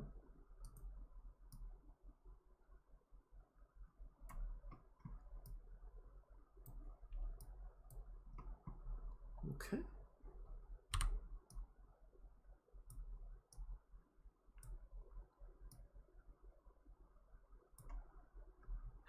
I wish I knew why that wasn't moving so much. It seems like it should be.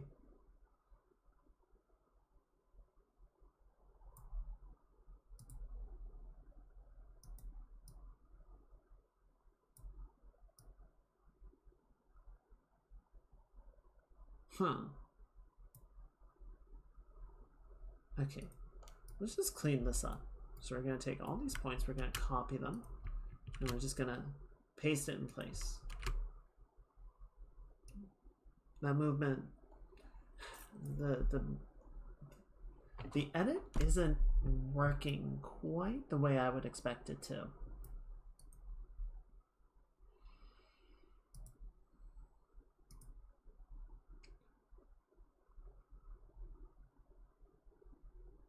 If I move this around, yeah. I mean, it doesn't edit, it doesn't change the body position that much, which is to be expected. It's just weird how I would expect it to have more impact than it is having. There we go, perfect.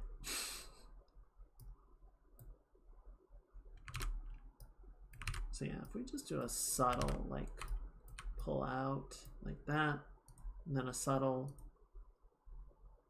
push in, that's probably enough.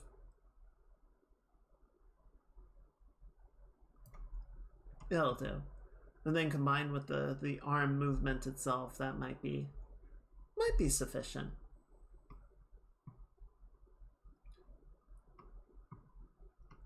Okay, let's do a little bit of editing, or a little bit of setup movement on the head, and I think that'll be a good spot to go back and do some spot cleaning of a few of our objects. Yeah? Cool. Okay, where's my head? Where could it be? There you are.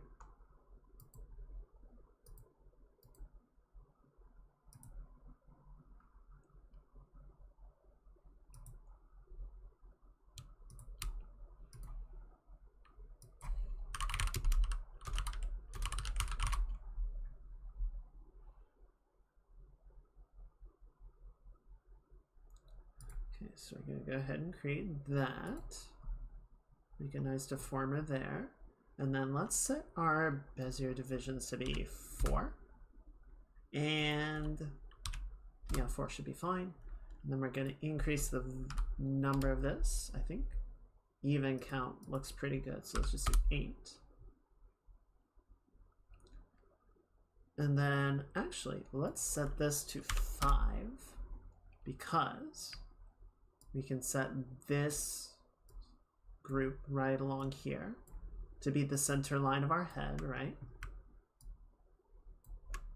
And then we'll have 2 control groups sort of following the shape of the head right here.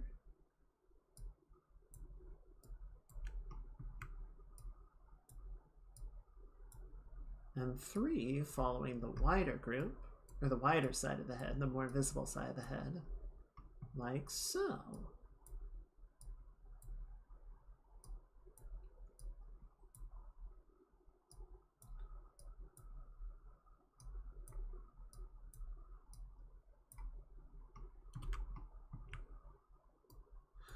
So the computer has been behaving very well, knock on wood, since all the various incidents and kerfuffles. So I want to see if we can get some game dev time in on Thursday. See if we can get up to that. I'm not sure what we're going to do. At this point, figuring out what the plan is more of the sort of hold up than the actual, like, will the computer be able to support it? I'm pretty sure it'll be fine. But I aside from just like fine-tuning some of the animations on Jordan's library, I don't really have a plan on what to do for Thursday. So we'll see. We'll see what we can figure out before then. Okay, cool. So I like that.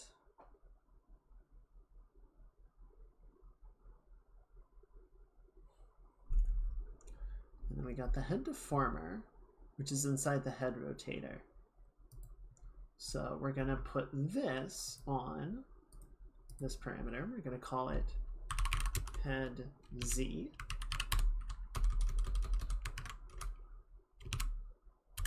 Let's just set this to -5 to 5. We don't need the full 30.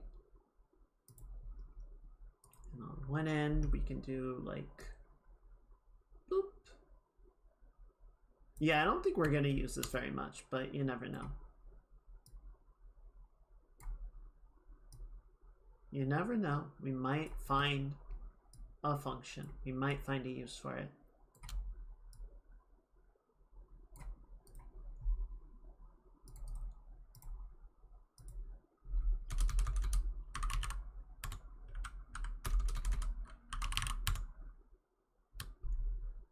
Okay. And we're just going to set this one to head Y.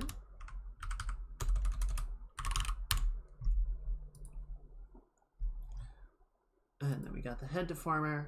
Okay, so you guys... Oh, wait, shit. I was using those. Fuck.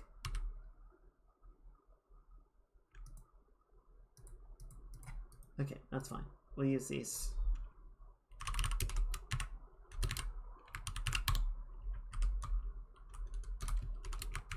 I was wondering why those were already set. Like, had numeric values.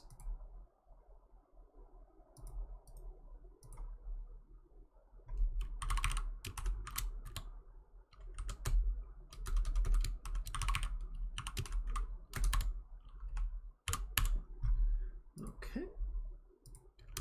So let's just reset everything back to flat. Maybe over there, but going off on a limb.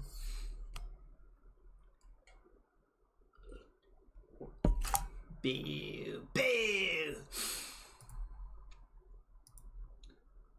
Okay, so I don't think we're gonna do a lot of this, right? I don't think we're gonna have a ton of like movement, particularly on the X or Z axis, but it doesn't hurt to maybe set up a little bit of something, right? So you can just sort of bring the center line of the face over a little bit.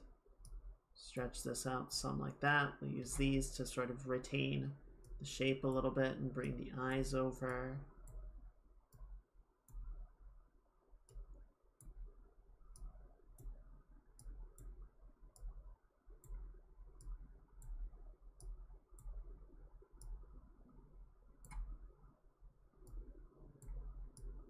Bring the cheek just a little bit so it doesn't get too stretchy.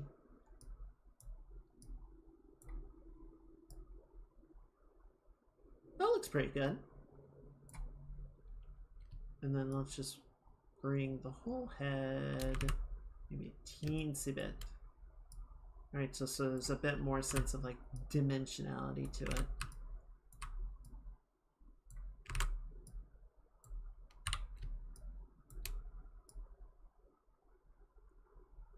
And then on the other end, we can take this. See, this is why I wanted this center line that runs down the bridge of the nose, because you know, that's sort of the point that we need to move a lot of this around. So then we would compress this side of the face, right? Sort of have it wrap over the horizon, so to speak. Maybe bring this out a little bit just because the eye has its own dimensionality, right?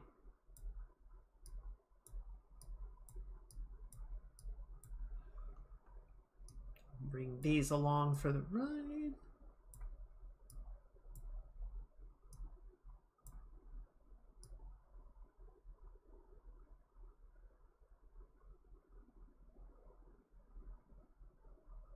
Now, if I want to be really particular about this, what we would probably also do would be to bring, you know, to put some movement into the neck as well. But again, I don't know that we're really going to be doing that much with it. And if it turns out that we do, we can always come back and add more to it. Excuse me. So now the one that we are more likely to mess with would be bringing the head up and down a little bit.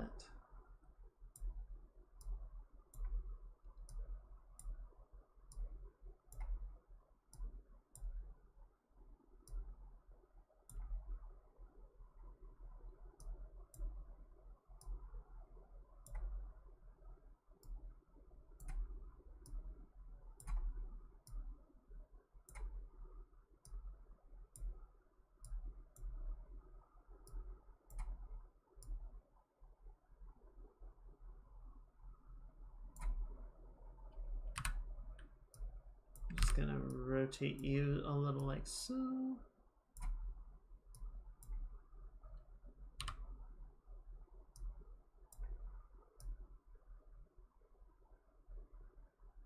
There we go. I think that looks pretty good. Can maybe push it a little bit more, right?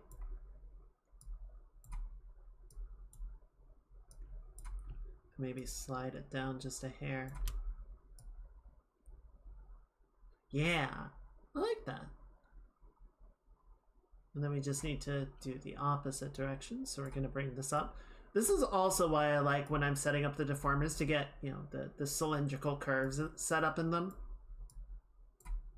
You know, if you can sort of set up the dimensionality in your control groups, then it's easier. Like there's sort of the visualization, and you can, you know, deform them in a logical path based on that.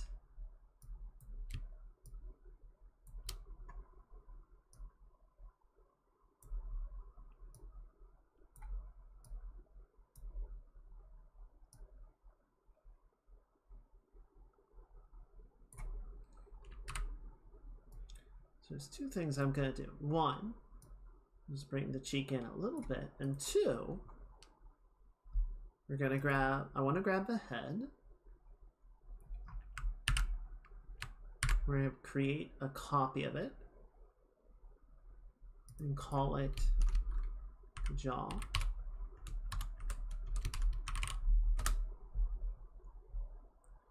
And then we're going to bring it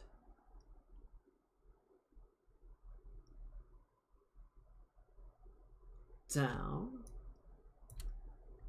just a little bit.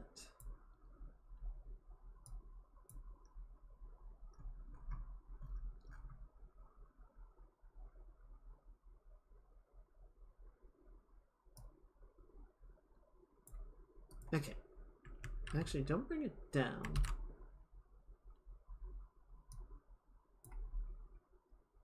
I guess we'll just... Yeah, let's just set it up. Okay, so what do I need you to do? I need you to be all black on your multiply, and then we're gonna grab this color for your screen. Okay, and then set it on head Y. Put you behind the head. Behind the head, please. Thank you. So yeah, in neutral, you're going to be like that. And in X, you're going to be like that. And in Y, I want you to come down like this.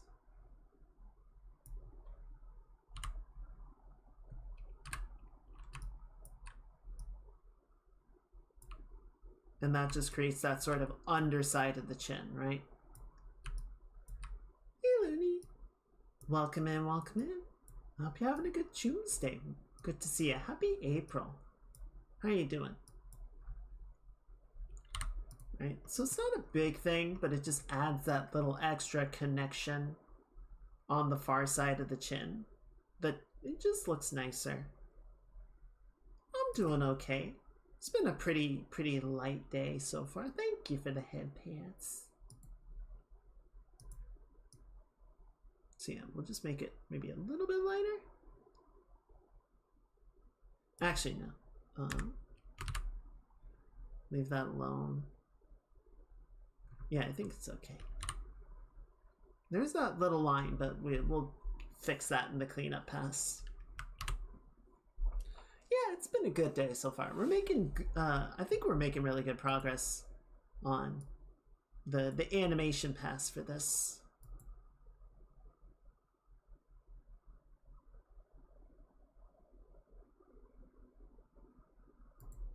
Unfortunately, the eye glow is not getting moved along properly. It's getting left behind. So we're gonna go in here. We're gonna move it up a little bit. And then let's just auto it for standard deformation. There we go. That gives it, that's a bit better. No, it's not. No, it's not. I lied. I think we're just gonna move it by hand.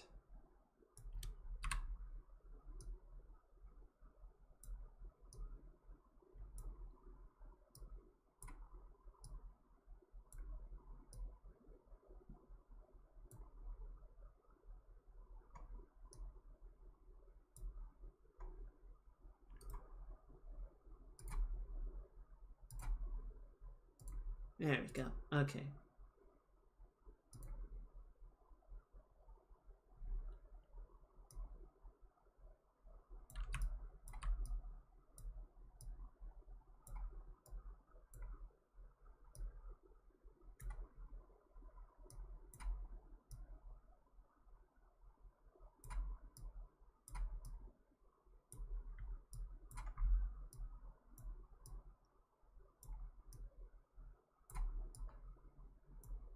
There we go. Okay, cool. And then, yeah, just clean that up like that. Excuse me. Yeah. Yeah. Okay. So now there is one more thing that we have to do. So we've got the deformer. And we are going to bind these two together. And then we need to synthesize the corners. And see how that looks. Honestly, pretty good. A lot of times when you're making like a VTuber model and you sort of like, this is the same honestly, it's the same pass that you do when you're making a VTuber model, right? Like you do the x-axis, you do the y-axis, and then typically you'll bind these together and synthesize the corners. But when you do that, there's still a lot of cleaning up. Like it rarely ever does the synthesis in quite the right way. So it's often still a big ugly mess. Like it gets you part of the way there, but not the full way there. But this honestly looks pretty good. I think we can work with this. Nice. All right, let's save that. And then what else do we need to set up here? What are we missing? What am I forgetting? What am I forgetting? Oh, we haven't done any body Y movement yet. We got the fingers.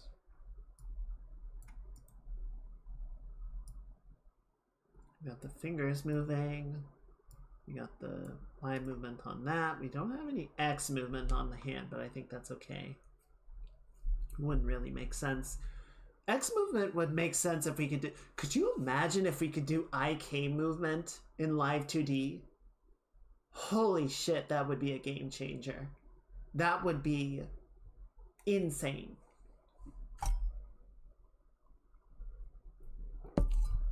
Oh god, I would buy that. I would buy that in a heartbeat. Okay, let's get rid of these parameters that we don't need. We'll keep breathing just because. Sounds so bad out of context. Yeah, let's just keep breathing. Why not? Breathing's okay.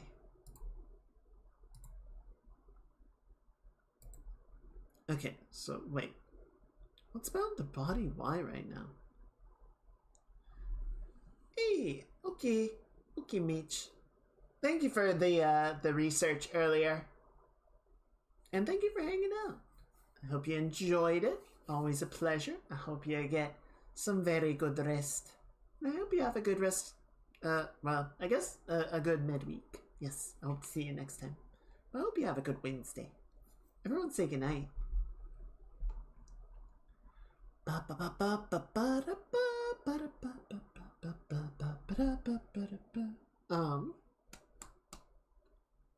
Y movement. There we go. It's like, I know I'm forgetting something. But where is the thing that I need? The other rotator goes right there. And then, where'd my body go? There you are. Jeez. Okay, so yeah. On the Y movement... Oh, I know why I'm getting confused. Okay, so yeah, master rotator is going like that. Okay, so yeah, that seems fine. But then, for the body rotator, with the body deformer, so we'll do body Y just in case, and then we'll do the body deformer and key that to body Y. Okay, so when that goes down, what do we want to do here?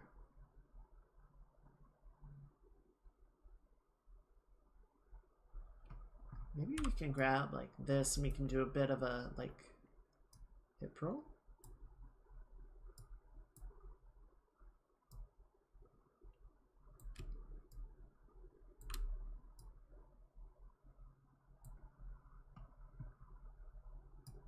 So then the top half would sort of counter lean a little bit.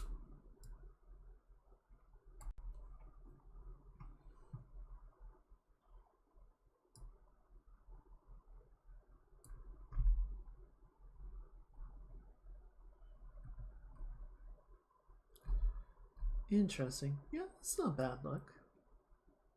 We do have to move the head to compensate for that, right? But that's okay.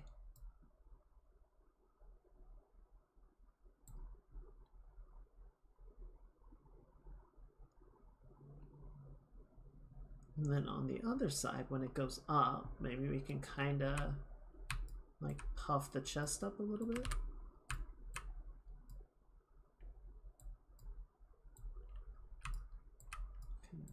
Flare this forward a little.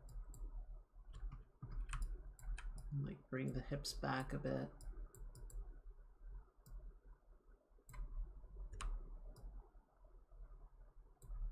Yeah, that looks okay.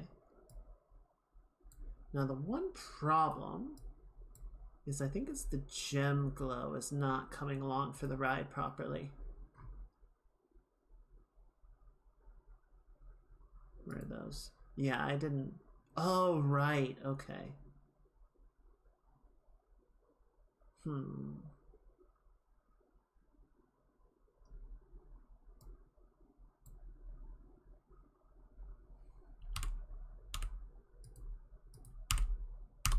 Okay, well, if that one's right there, then fuck it.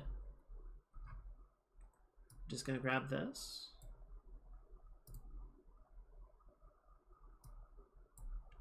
No, don't do that. Just give me these, please. Yeah, just like that. Copy. Get rid of that. Go in here. Get rid of that. Paste in place. And we're good. Okay, so now we shouldn't have much in the way. Yeah, because this is just a diffuse glow, right? Yep. And then that is that. Okay. Okay, but we can actually work with that too. That should be fine to just do the same thing.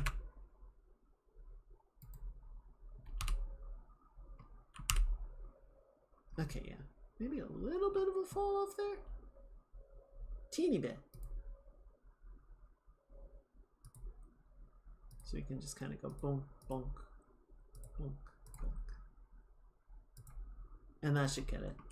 Yeah, there we go. Good. Yeah, it's okay.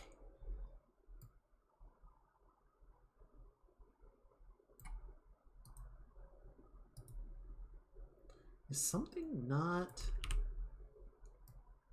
Why are you not... Are you not in the right hierarchy? Oh, you're not. Whoops.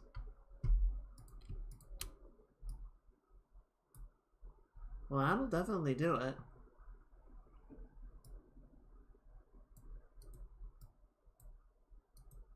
Okay. Well, let's just try and line you up a little bit then. These things have gotten a bit distorted, I suppose.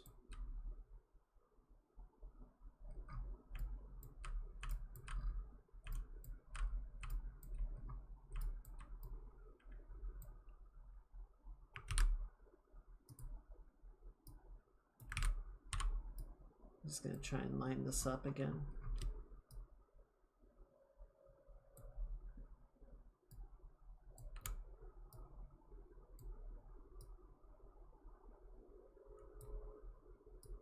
There, that'll do. It's a bit better. Okay, cool. My bad. Okay. There, that looks better.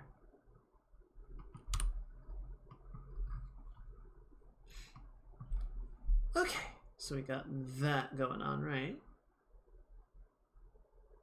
Yeah, so you got a nice little, like, raising of the upper body.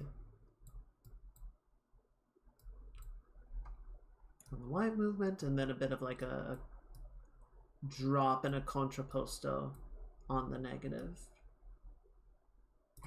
So the one thing that we're going to do just to sort of control that a bit, and maybe... Actually, what does the head Z look like when...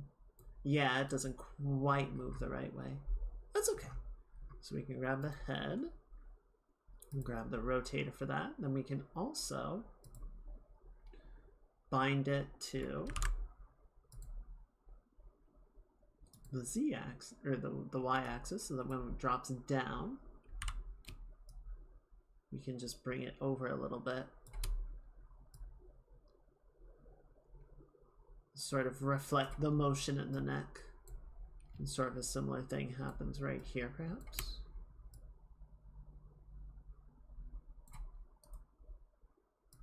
And then we just need to correct for the head as it rotates.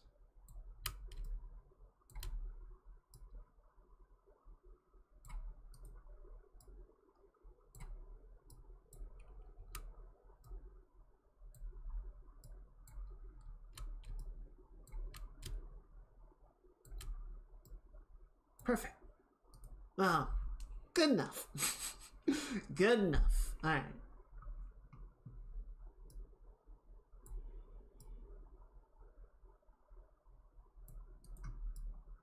I think that's all the parameters that we're going to want.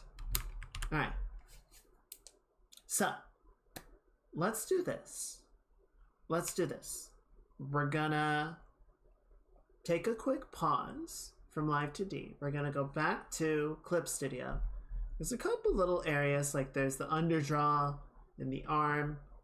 There's a little bit around this elbow here. There's a couple awkward spots along the jawline. Just a couple of places I want to go in and like spot clean some shit that I left over. So we'll do a little bit of touch up. Maybe we'll do a little bit more on this hand just to get it looking a bit nicer.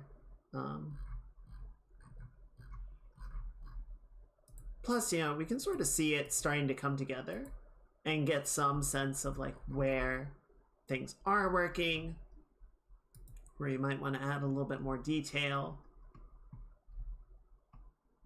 You know, just sort of get a sense of like, oh,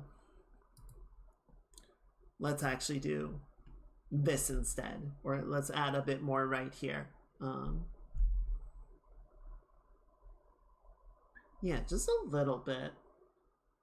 Nothing too terrible or too crazy, but you know, just a little bit of like, oh, whoops.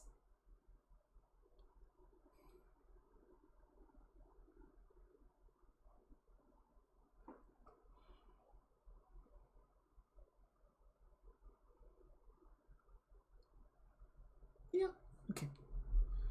All right, let me get that loaded up. Do you have the title screen in here? Not the merged down version. All right, let me grab that really quickly and then I'll jump over.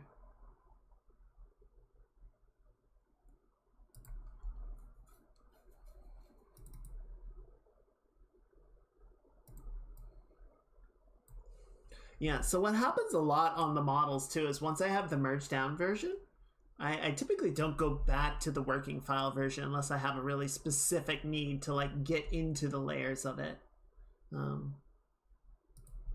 Because otherwise it becomes this whole process of like copying stuff over from the working version to the merged down version, and it's easier just to have it be like the single working file, right? I like to have the two separated in case I do need to go all the way back. I don't want to be that destructive and completely overwrite the old one, but I typically don't revisit it unless there is a really specific need. Okay, so let's go in and let's find some of those problem areas. So we can hide the halo. Yeah, so see, like right here, we got the head, we got this little awkward something or other that got left behind.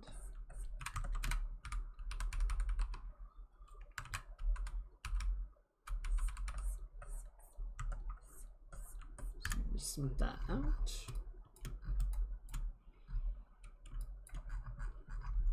Got a few bits and bobs.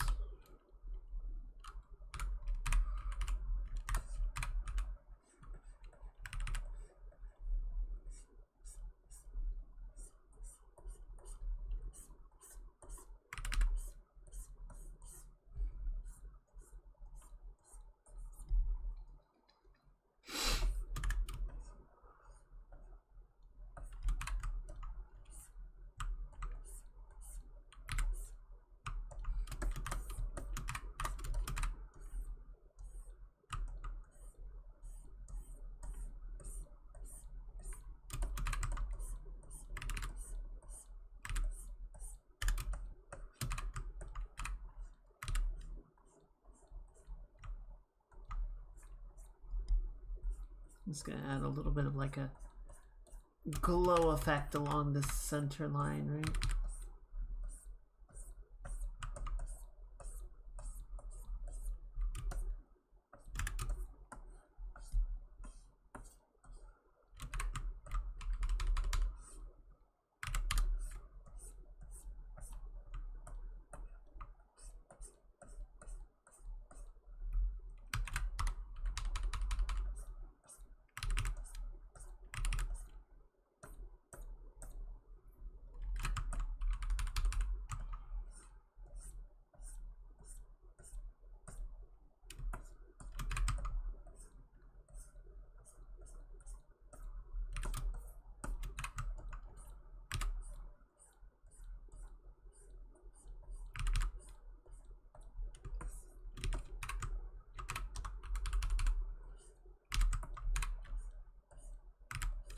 Part of me wants to add more like Fresnel lighting, like more of a backlighting effect.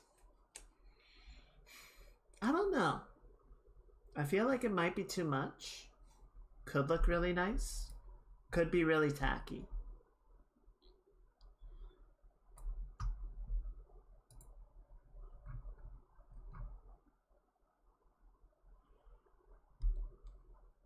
I'm not sure yet.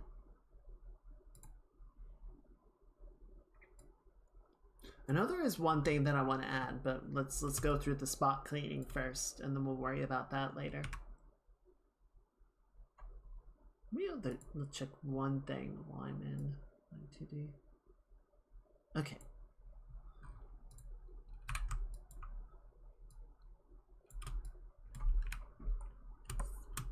Was all that shit that I did? Yep. It was on the wrong layer.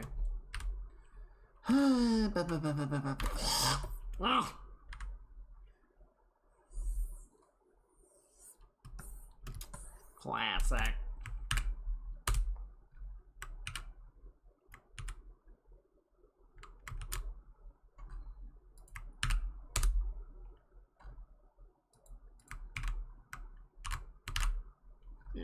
There we go.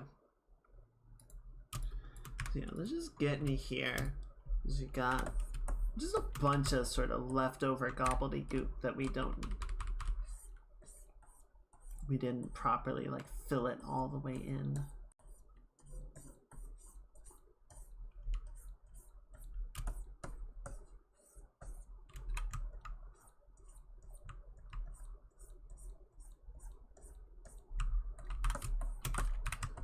There we go.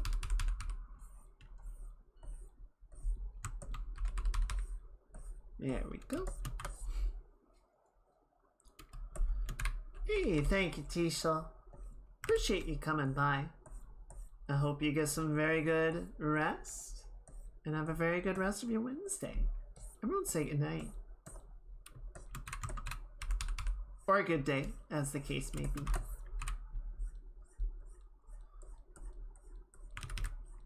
You never know how it is with them future people. Always one step ahead of me.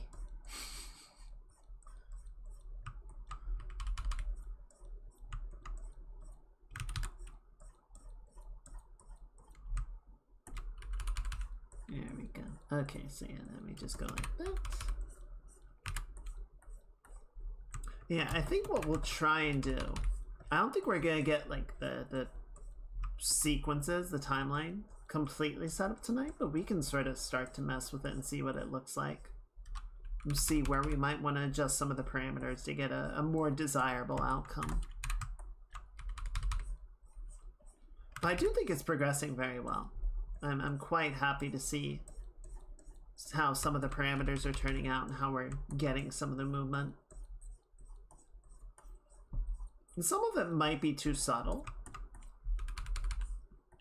Some of it might be too subtle. We might need to really push it to go a bit harder than what we have right now, but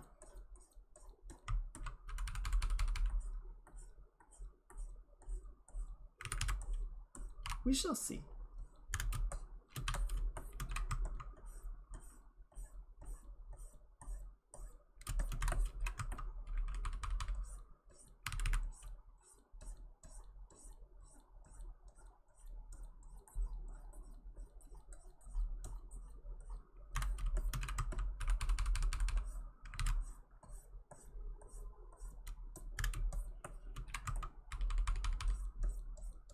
Yeah, I'm just gonna fill this in a bit so that we don't need to be quite so concerned with, you know, the exact like fall off levels or anything.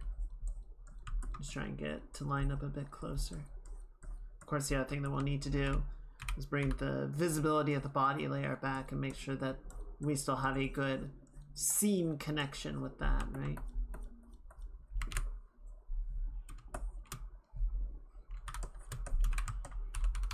Sort of smooth this out a little bit, like so.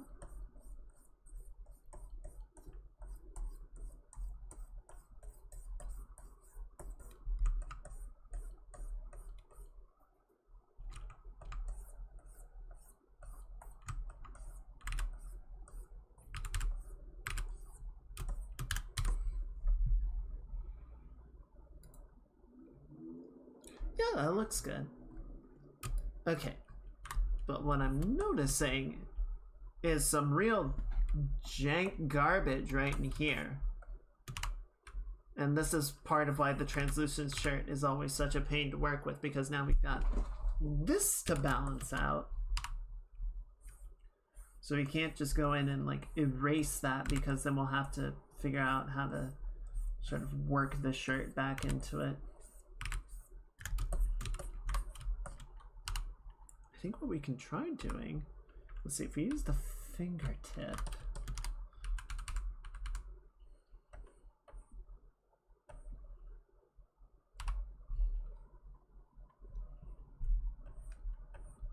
Yeah, there we go. That's working well enough.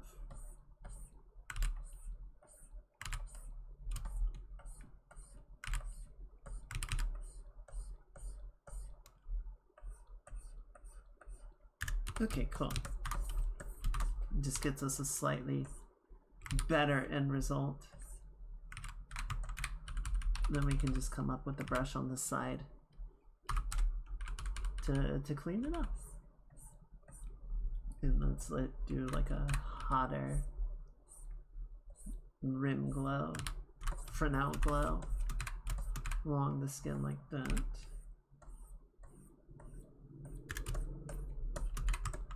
You grab a little bit of this to bring in right there.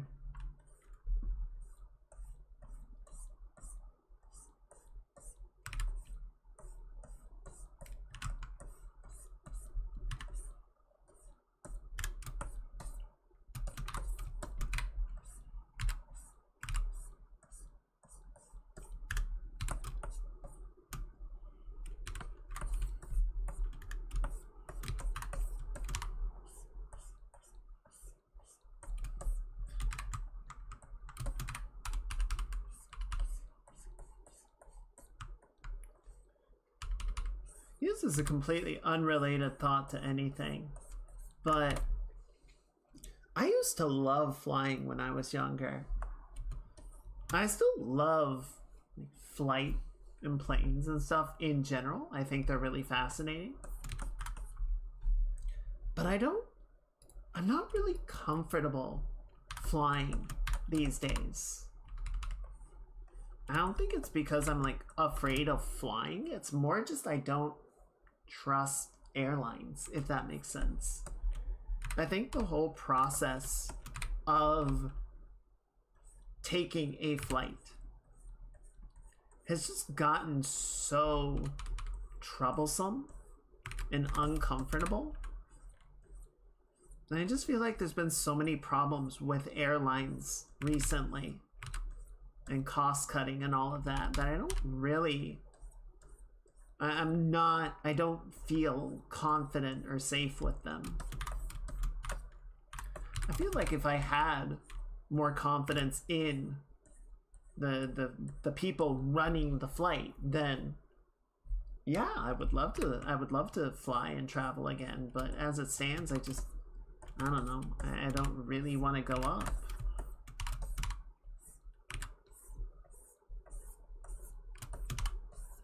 Which is a shame, because I would like to travel. I would like to like visit other countries and whatnot, but it's like, I don't know if I can trust you guys to do that.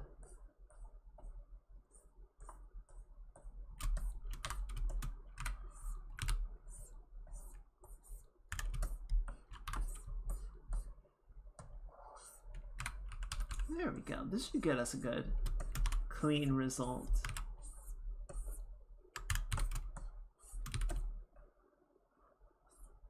Okay, where else are we seeing some stuff? So there was some stuff on the hand here. We had some leftover garbage that we need to clean up.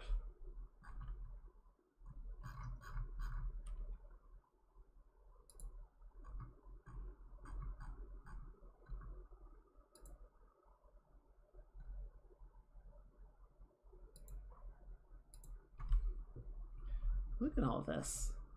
I just left this lying around. What the fuck? Why would I do that?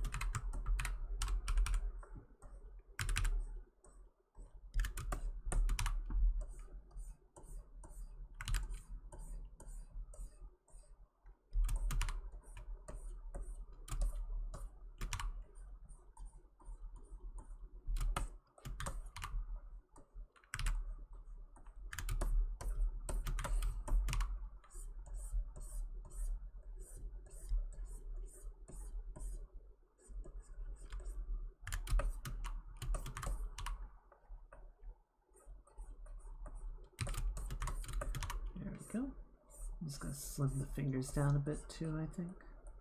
Create more gap.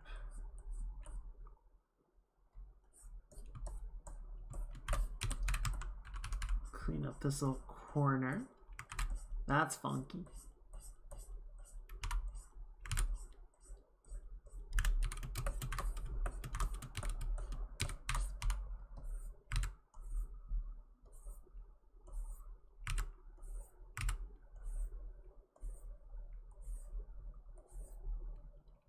Yeah.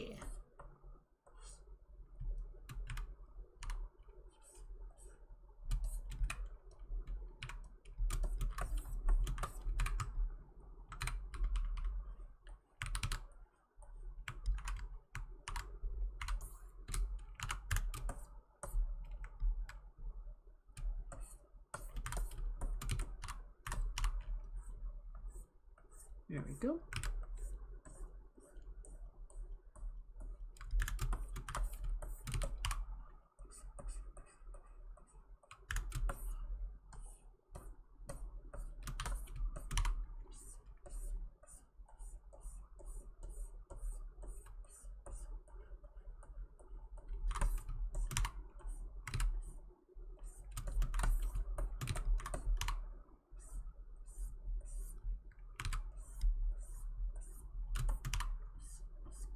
And then just take a bit of a corner off right there. That looks pretty good. Let's see, I think the hair was okay. We had that little notch on the chin that we took care of. Hand looks pretty cleaned up here. I think we'll thin down the pinky a little bit. It's gotten a little thick.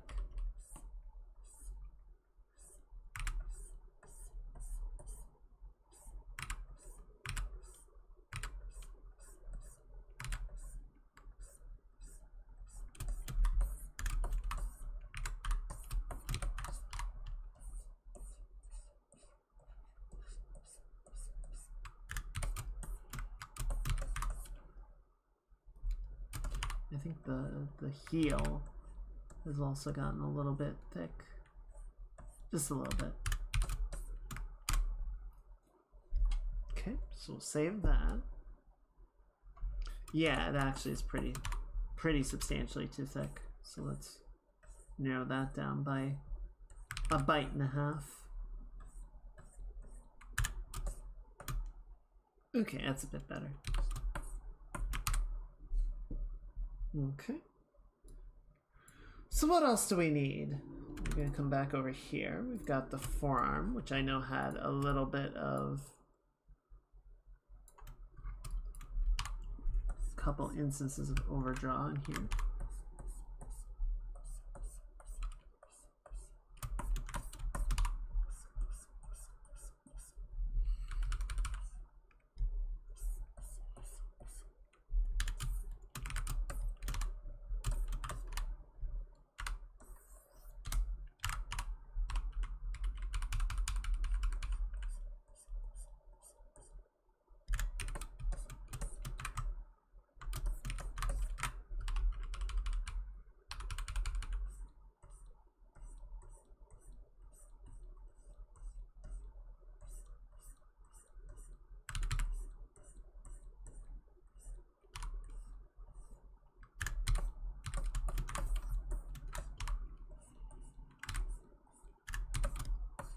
There we go. Okay, that looks good. Now, were there any other parts that were having issues? The fuck? What is all this? Okay.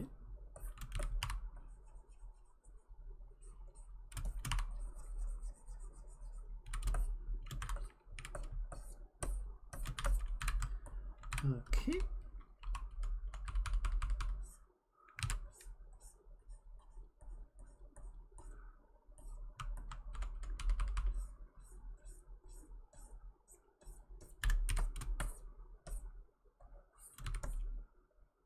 That all looks good. That looks fine. Oh, I know one thing. If we hide the head, yeah, there's a little bit of jankiness up in here that moving the head around was revealing sometimes.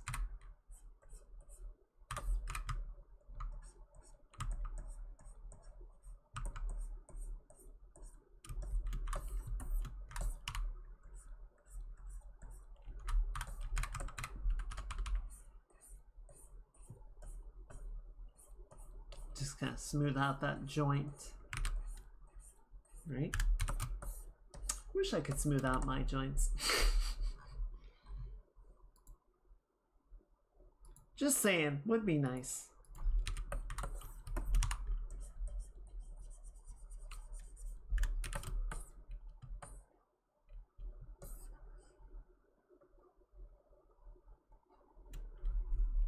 Okay.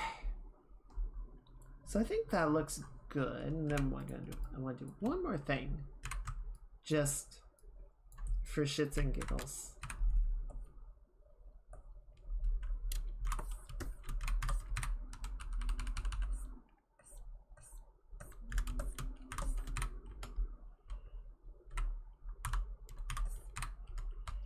Which is to just add a hair more saturation to the gem. Right along the spine in this gradient.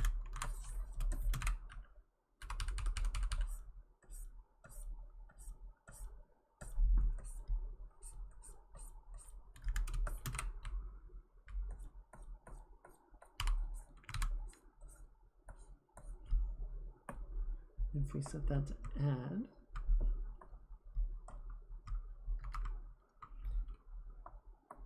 yeah. Okay, cool. So let's turn everything back on, right?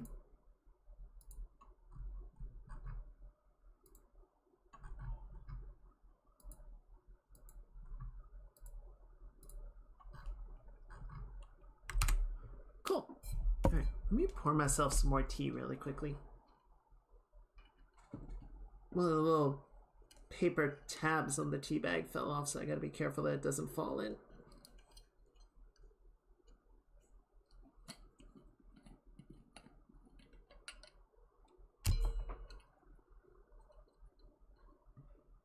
There we go.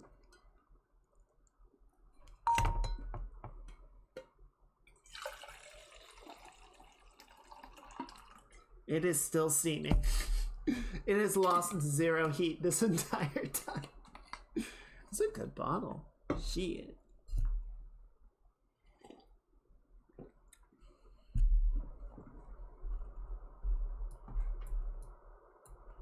Oh, what a wonderful gift. Alright, so let's go back over to Live 2D now. I think we got most of the spot clean. Oh, actually, hang on. Before we do that, I do want to see. I want to try. I want to experiment. Do we want more rim glow?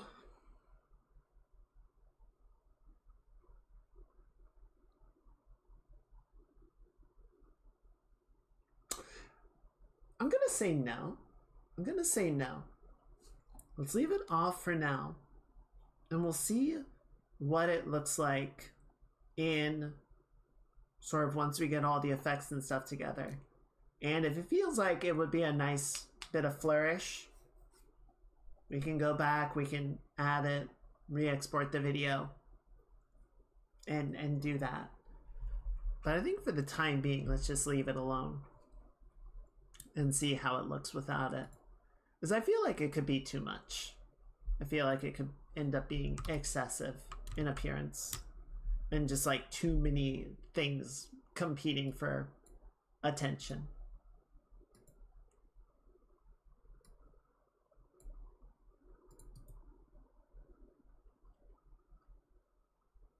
Okay, so we can't re-import over here. I thought maybe we could, but that's okay because we don't need that. What we can do instead is just drag the PSD in and re-import that way. I just thought this might be cleaner.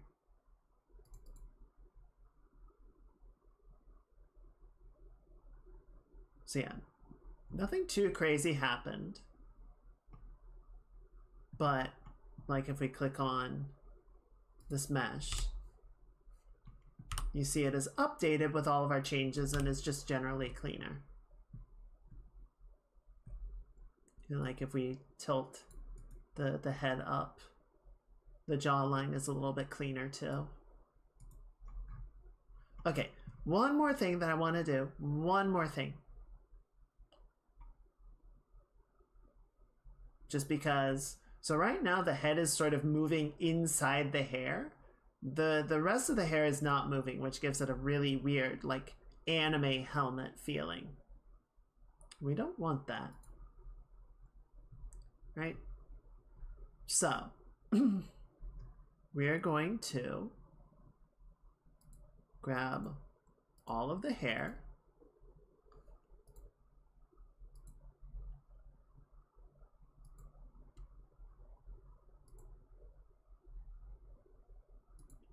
So we're going to grab hair 3. Yes. So we're going to grab hair 2L. Yep, all of you. And then the hair right and the hair mid. We're going to call this the hair front deformer. We're going to create that. And let's set this to 4. We can set you 4 should be sufficient. Okay, so that's gonna go there. And then we need the back bits like that.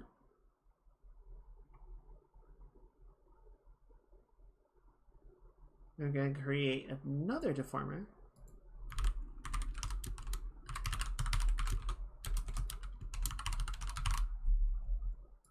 It's gonna look like that.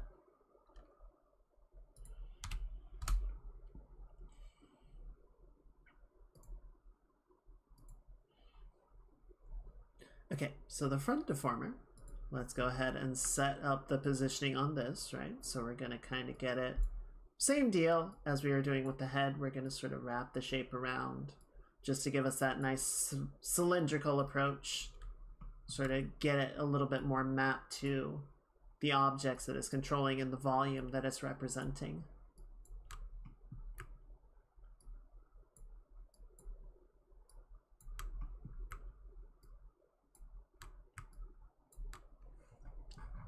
The circles for now, we don't need those just this moment.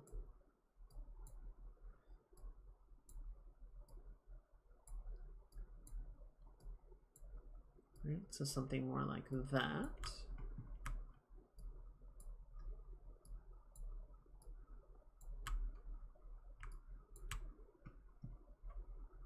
That should do. Okay, and then for the back, there you are. Because it's representing the back of the head, we're going to sort of invert the cylinder, right? So we're sort of looking at it from underneath. So we're seeing the back side of the cylinder. And it's going to go like that.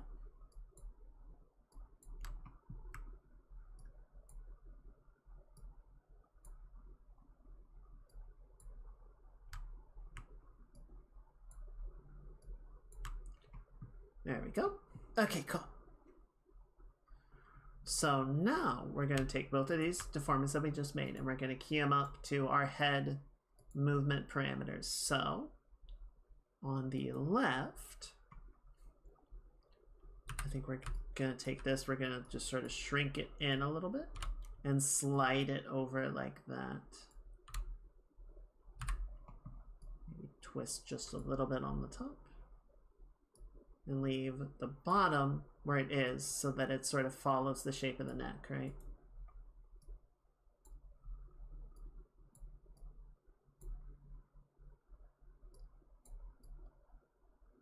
Not a ton. It doesn't need to do a ton. It just needs to do enough, right? And we can sort of pull this out a little bit to create a bit of a parallax effect.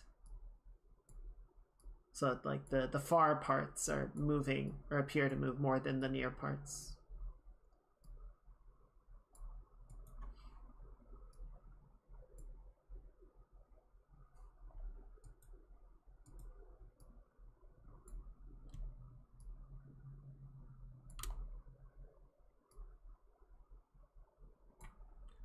And we can sort of do the same thing over here. So stretch that to make sure that those stay connected. We can pull this out a bit more.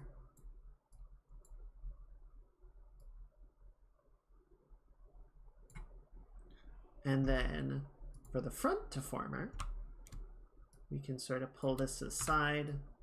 We can wind this out some. Tug this over like that. Adjust the shape like so.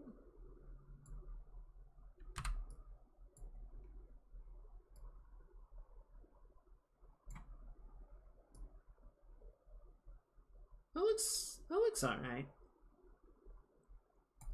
And then on the far side, we sort of narrow this down a little bit. We bring this over like that. We can tug this over and maybe shuffle it just a hair. Yeah, that's much better. That's so much better. Even just doing that amount just gives it such a more like complete and connected feeling.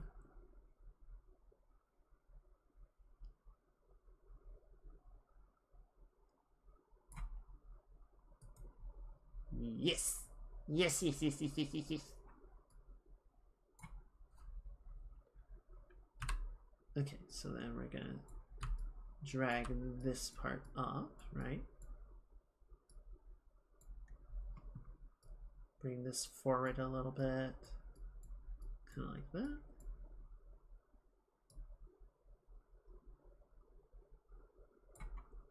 Ooh, we gotta be careful there. We're exposing a little bit of our border line.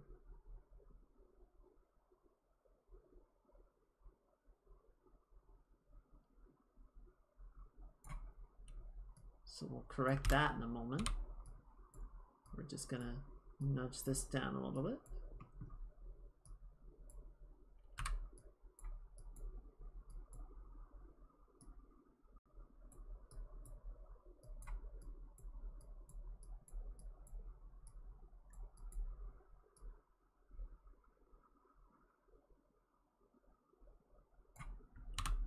Bring that back a little bit. You can come down like this. You can come down like this.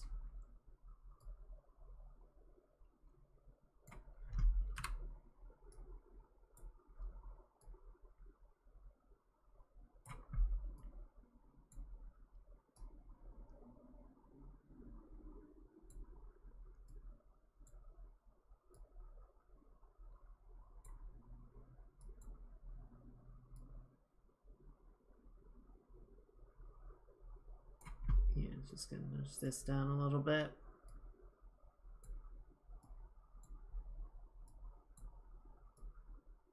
That looks pretty good.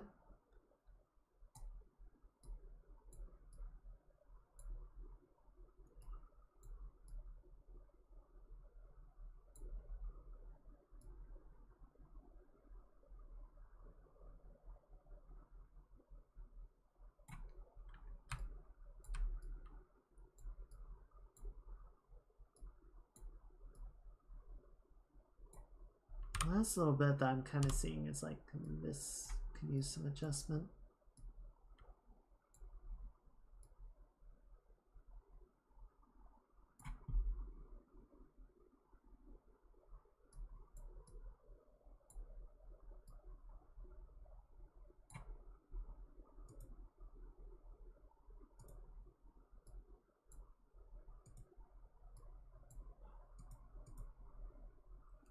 Cool.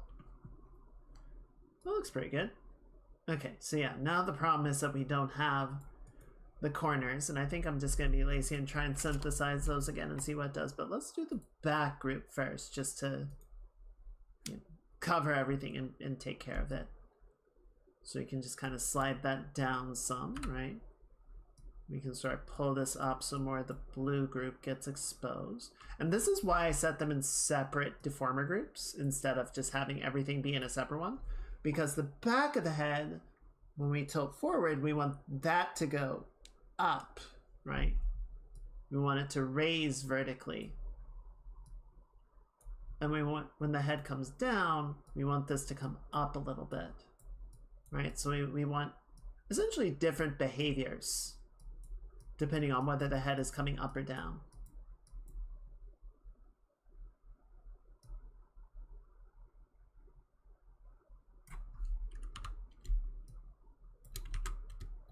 Just a little bit.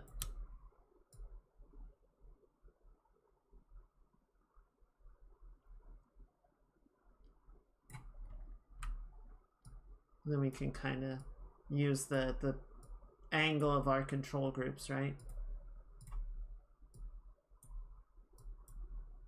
To balance those shapes out and make them feel like the dimensional deformation is more accurate.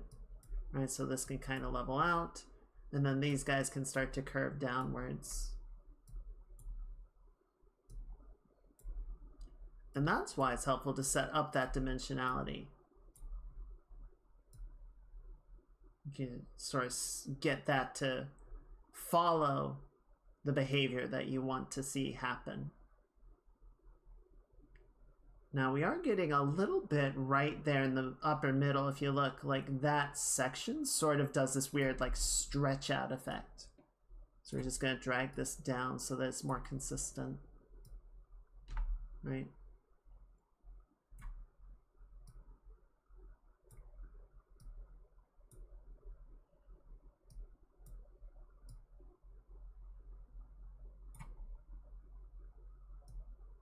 Sort of pull this down a little bit just to sort of maintain the shape there. That looks pretty good though. I think we can work with that. Are we losing? Yeah, we're losing a little bit of the flare right here. Yeah, there we go. It's not perfect. I might have wanted to have that be a separate thing, but it's not a big deal. It's totally workable.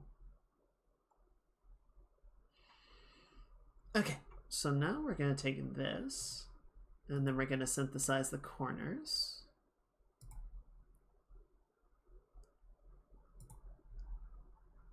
And do the same thing for the front.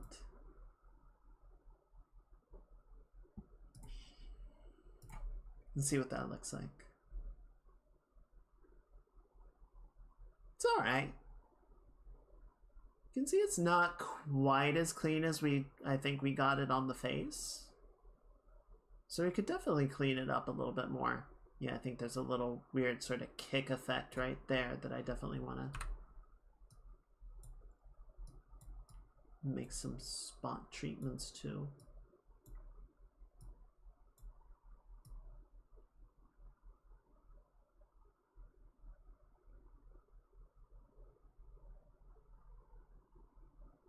That's pretty good.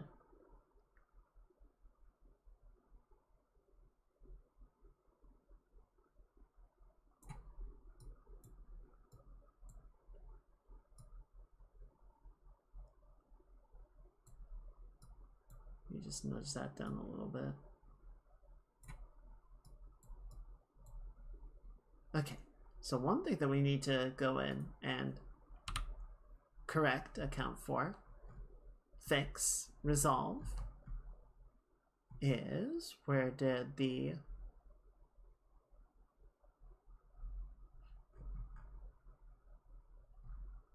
oh, there you are.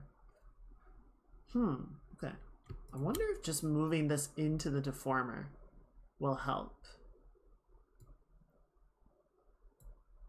I think I just forgot to do that. Yeah, there we go. So you kind of get dragged around a little bit.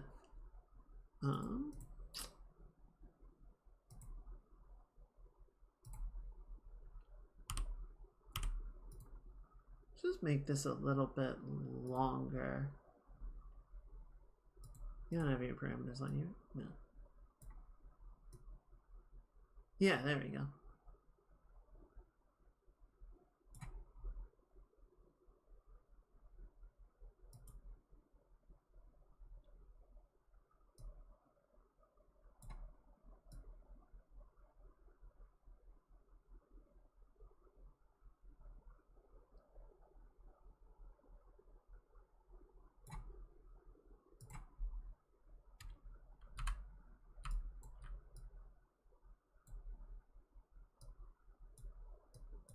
There, that feels better.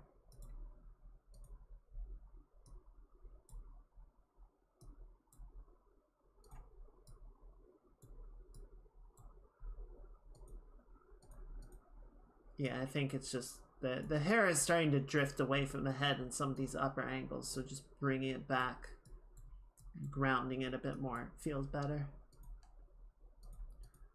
It's getting too anime. Yeah, good.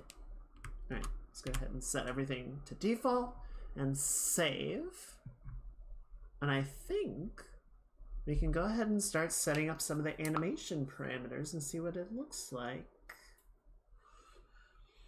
Yeah, I think so. Oh, I'm gonna have a little bit of chocolate to celebrate.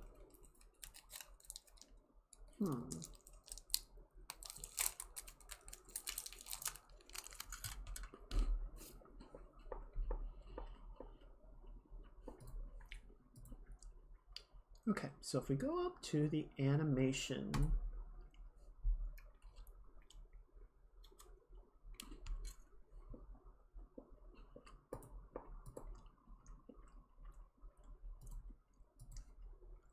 okay, so I think we do need to make, do we need to make a separate animation file? I think we do.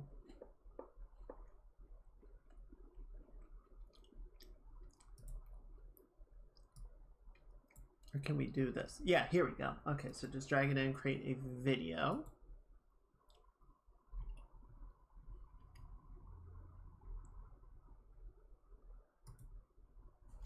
Okay, and then remind me here, what is our canvas size? I believe, yeah, it's at 4K. Okay, so we need to go back into the scene. And we're going to set your canvas size. Please call in modeling view. Oh, no, it's right here. 2250. Why are you off center? Why? Why would you even do that?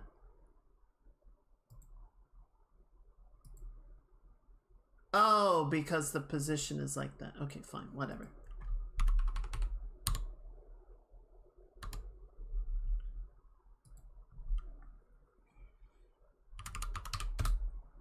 Perfect. Okay. Yeah, go ahead and, no, that's not even keyed. That's just static. Okay, good. So now we can hide that. So now you can see we have all of these various parameters. And I can't remember. I think that's, yeah, so that's 6 seconds. And so the big question is, how long do we want this to run for? How long should our loop be? I feel like 30 seconds is probably plenty, if I'm being really real.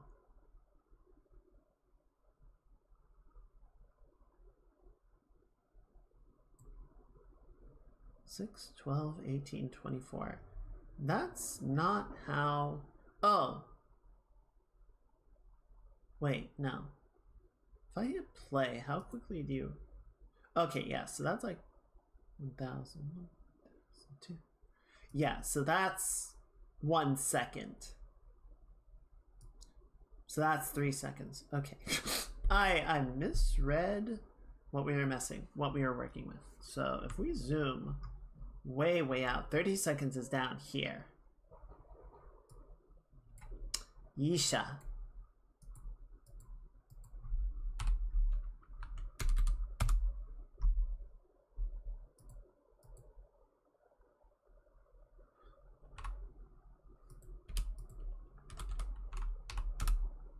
Okay, so that's a 30-second timeline.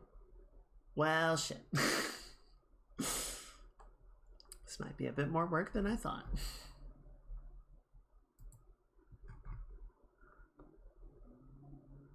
Okay, so where are our stripes parameters? So yeah, the stripes parameters, I think what we can effectively do, because we want these to run over the course of like maybe a second.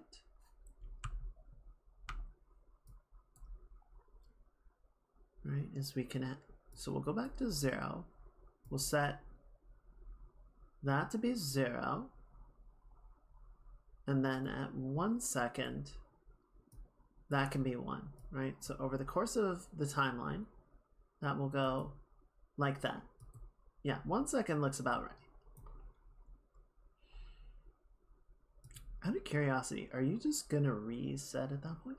Yes, you did. Okay, so we gotta go back up here. We're gonna increase the scrubber up to 30 seconds. Okay, perfect.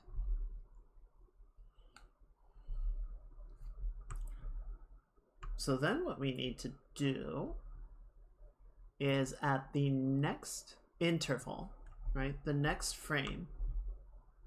I forget, is there a way? Toggle between frames and time codes. Perfect. So we've got 30 and then we're at 31. So at the very next frame, we're going to set it back to 0. So what it essentially does is it goes through, it runs all the way out, and then it's going to reset back to 0 instantaneously. And none will be the visor. And so then we can just copy these frames and just set them at various intervals throughout the entire thing. And we can maybe offset a couple of them, right? So it's not occurring at the same rate throughout the entire thing.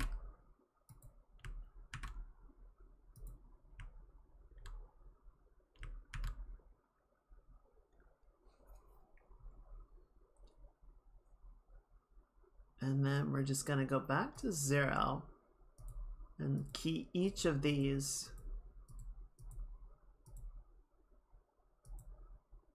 like that.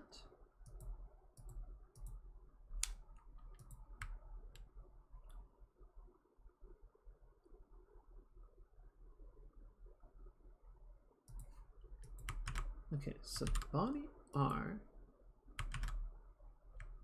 Oh, that's weird. Why is it not? Huh, okay, so I guess doesn't... I can't like take the keyframes from one parameter and paste it to another parameter, which is... That's fair. That's fair. I can get that. But I think what we will probably end up doing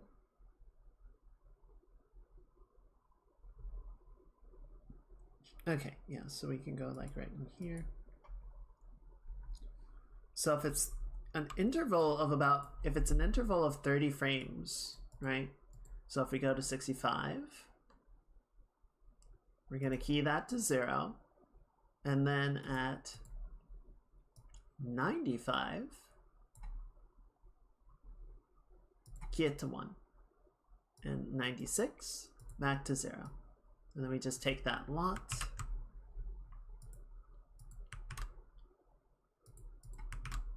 Go like that, like that, like that. Go again. And then one more like that. Right. So now, if we just play through it, you can see the lights are sort of popping off periodically. Right.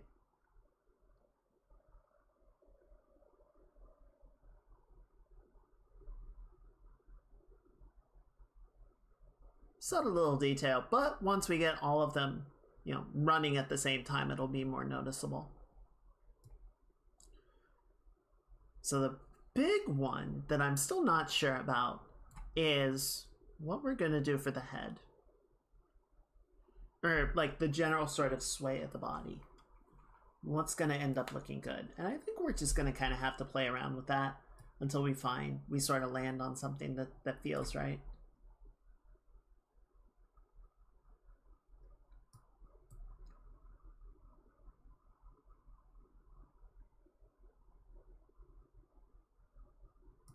So let's just go ahead and key everything at 0, right?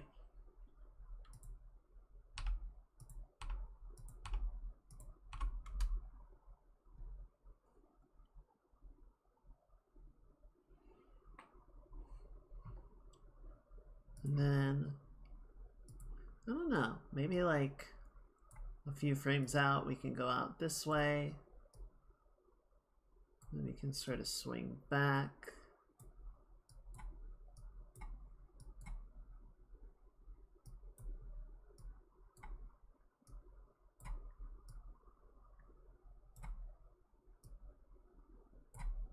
And then at frame 30,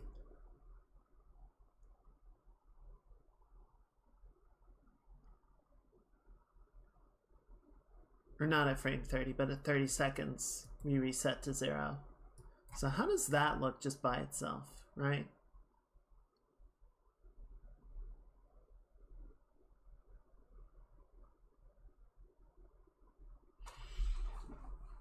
Honestly, not bad.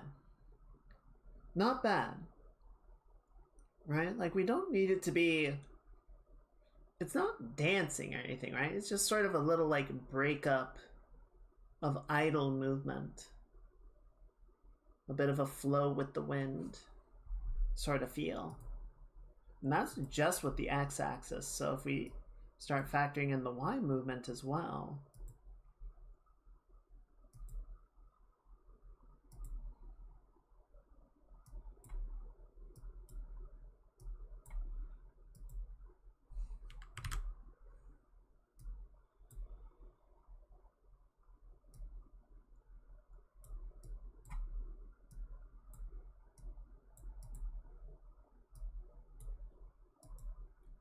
I'm trying to, keep the movement pretty, like, uniform. Sort of keep the intervals pretty wide. And if we go into the... Is this it? Yeah. So you can see, like, keep all the curves very gradual. We don't want anything, like, sharply going in one direction. We've got a bit of a bounce right here, but that might be a nice little, like, just a little flare of movement, right? So now we've got 2 axes of motion in play.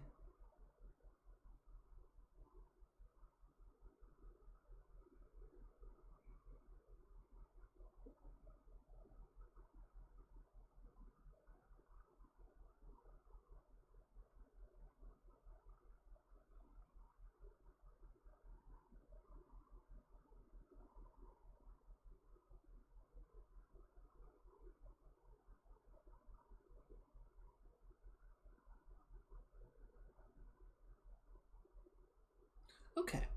I like it. I think it's pretty neat. But I am feeling one thing. So let's pause this. We're going to go back to there. We're going to come back here. I think just on the master rotator for the body Y, let's just not move the body up quite so far. Because we're losing the top of the head anyway. So let's just keep it like there. And so yeah, we're not really going up very high. So let's actually drop it down. Let's like move the entire thing a bit lower, right? So we still have some noticeable upward motion. And then when we go down, we'll just drop it down so most of the skirt is off screen. So we're still keeping, I'd say, more or less the same amount. Actually, yeah, let's turn the onion skinning on. Blech. God, it looks weird. Yeah, I think we're just gonna like have the amount of motion in either direction.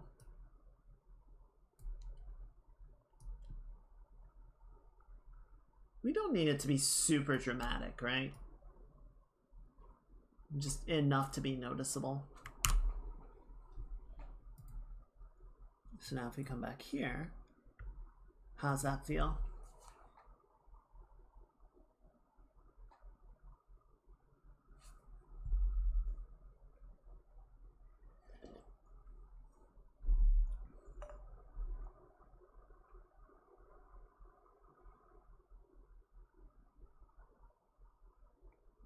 Okay, that was pretty good. the motion there, not bad, maybe a little bit too sudden. I think it was right in here. Yeah, that one. I think this kick is a little bit too much. So that's... Yeah, one, I'm glad you like it. Thank you. I do think it's a...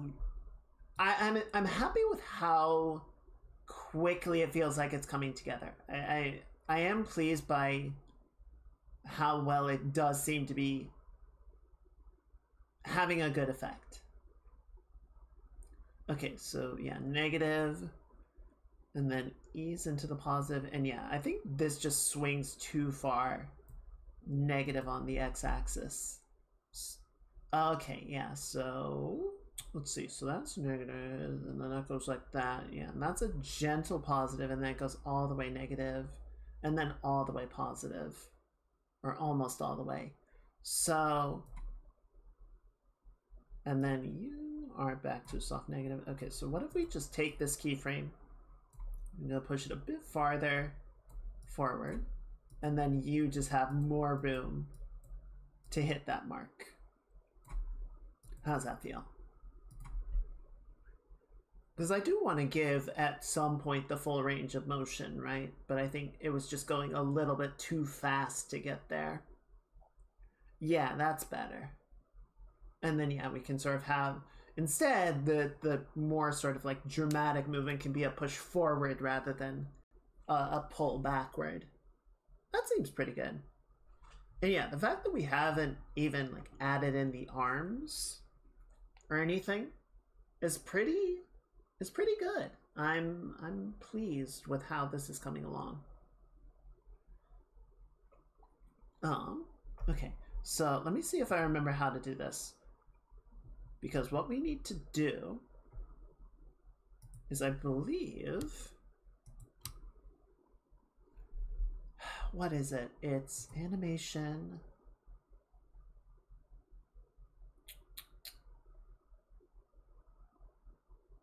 Workspace.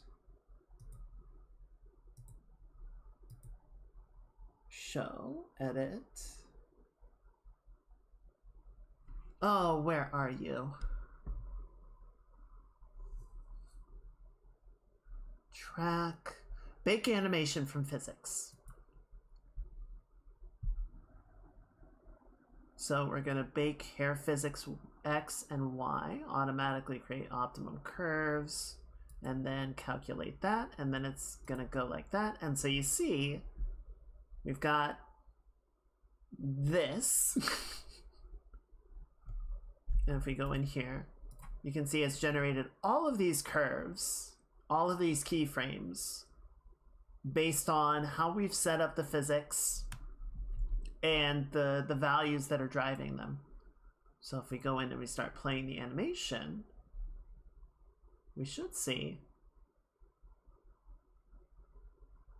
we see a little bit of behavior in the hair. It's extremely subtle though.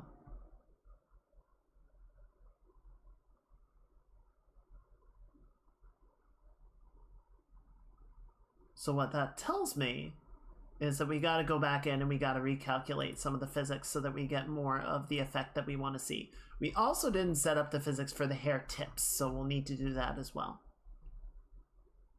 So let's go do that. Let's go set those up.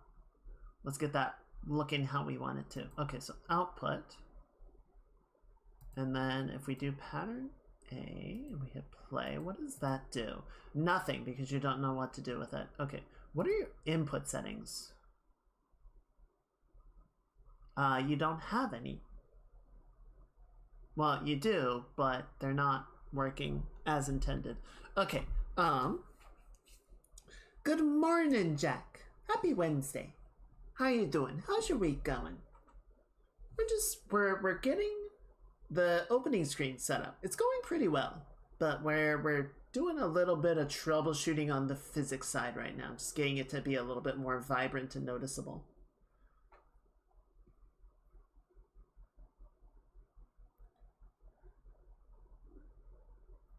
You know, we might actually be able to do this with just the one input value. I think we can. Can we? Yes. Yes, I think we can. Well, but do we want to? That's the real question. Okay. Let's set this up on different ones because we can be, we don't have to be resource conscious since we're just going to export out the video. Chill weeks. Chill week, so fat. Honestly, a fat week can sound pretty good. Depends on what you're doing. But I'm glad the week's going well. I'm glad you're enjoying it. And I hope it stays chill. Okay, so let's add, what inputs do we want to add here? So for the X physics, we'll do some of that. And then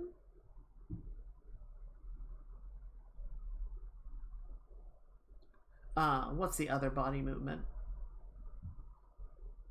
No, we don't really need that. Okay, yeah, I think it's just gonna be these three. So head X will be position. Yeah, let's do 40. And then the output settings.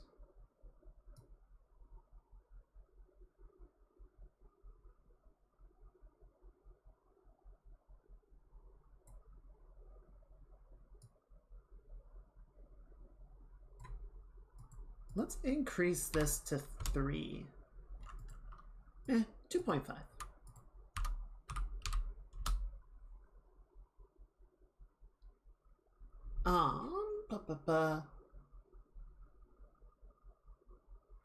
Is there a way to create a like semi-randomized value?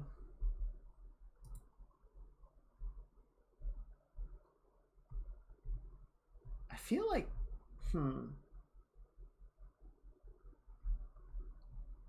maybe. Opacity, our path, gem glow group. Okay, so it's not that. Tilt, anchor point, opacity, frame setup. Okay.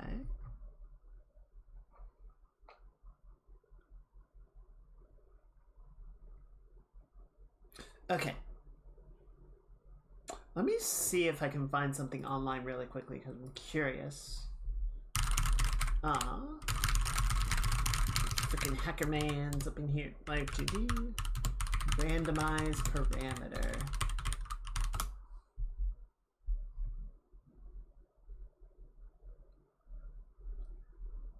How do you make certain parts move randomly? Like the pendulum is going off. It won't be completely random, but then you can rig it to not be dependent on the existent moving parameters. Let's see. Set up a range of motion on how many parameters you need. This is driven, go into the animation tab.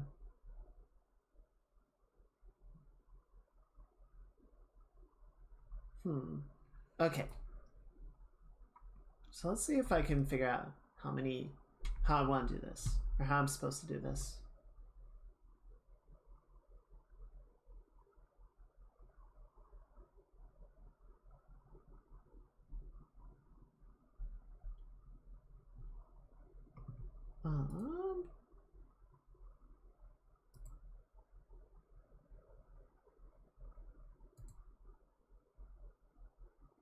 Scuff tail, how I did it.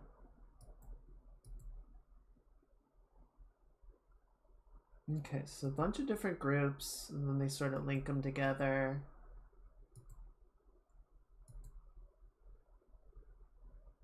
Okay.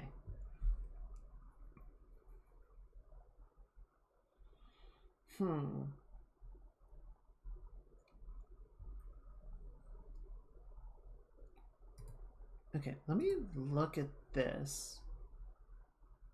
Oh, right, I'm sorry. You guys can't see the physics window because it pops up as a separate thing. Oh, no, it is loading up. Never mind, I'm silly. Okay, so if we do group editing,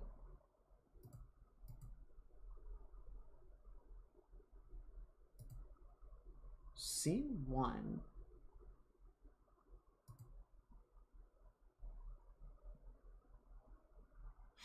See, what I want to do is have a parameter essentially run, like, sort of update its value at random intervals. Excuse me. Random pose, editor manual. Randomly move parameters. Randomly pose menu. Okay, random pose settings. Expand and collapse all. Yeah, okay. So that's just the thing to do, like a random pose.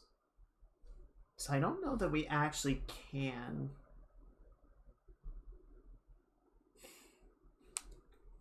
do this, but what we can try and do that might work is we're going to create a parameter called wind. And says value to -1 and +1. And then we go back into physics. And for the x value, we're going to add an input as wind. And we're going to set the angle of the head to 35. And the angle of wind to 65.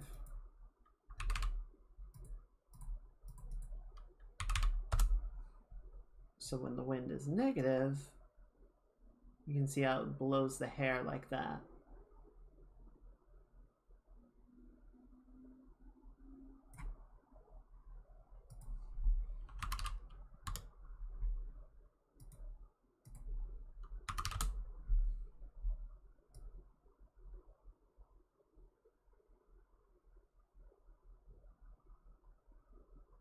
Now it does seem like it's a little bit too strong, because if you look really closely, you can see how we get this like weird hang time. When I knock it, you see how it just like freezes in place, because if we go to the output settings, or you look at the physics X right here, and I swing it, how it hits all the way to the side, and then it just like locks in place. It doesn't have anything that can do about it. So if we take some value off of the wind, we can give it back to the head angle. So it's still doing it a little bit too much. So we can reduce the intensity of the physics driver. So you can see now it doesn't like hit that hard boundary and hang there. Even if we like swing it really hard back and forth, it's more easygoing. We might get a little bit of it, but it's also not likely that the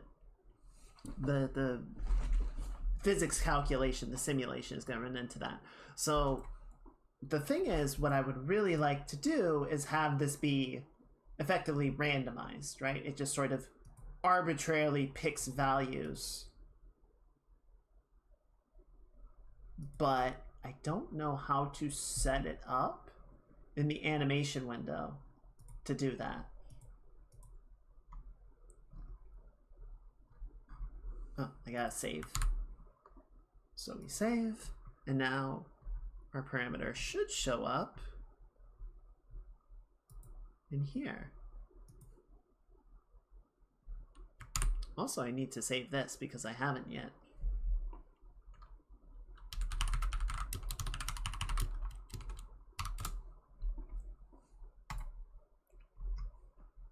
Okay. Where is my new parameter? Oh! It doesn't show up in here because nothing is keyed to it, I don't think.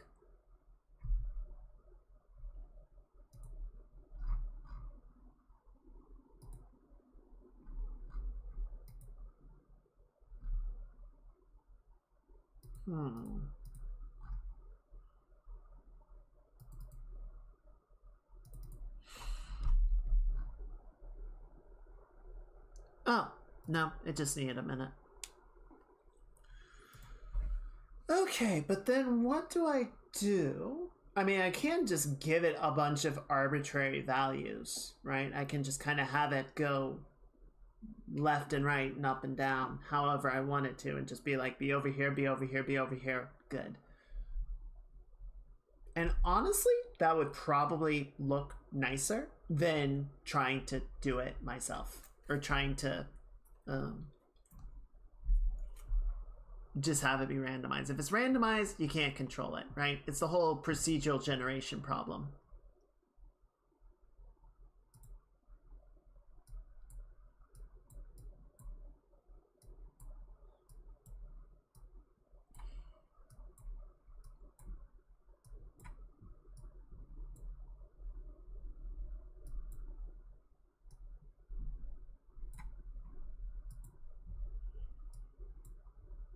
So we're not going to see any difference right now because the physics simulation has not been updated based on that new information, right?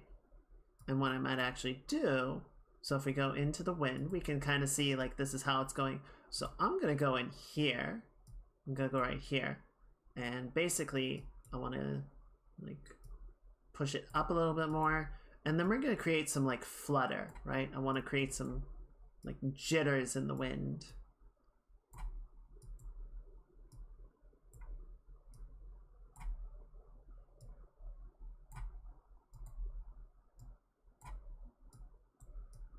Just so that we get some more like bounciness to the hair, some more fluctuation.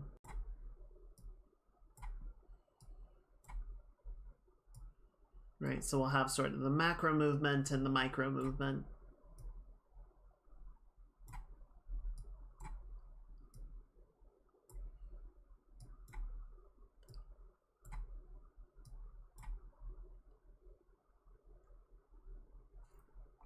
So hopefully that'll create some interesting results.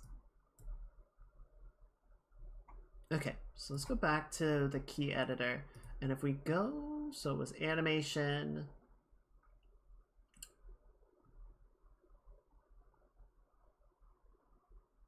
How do I lose this every time? Bake animation from physics. Do I have options?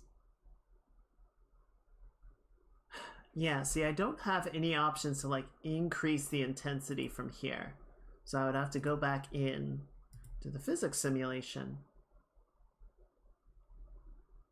But you can see that addition from the wind is creating a nice little like extra bounce and variation. So it's not purely driven on what the body is doing.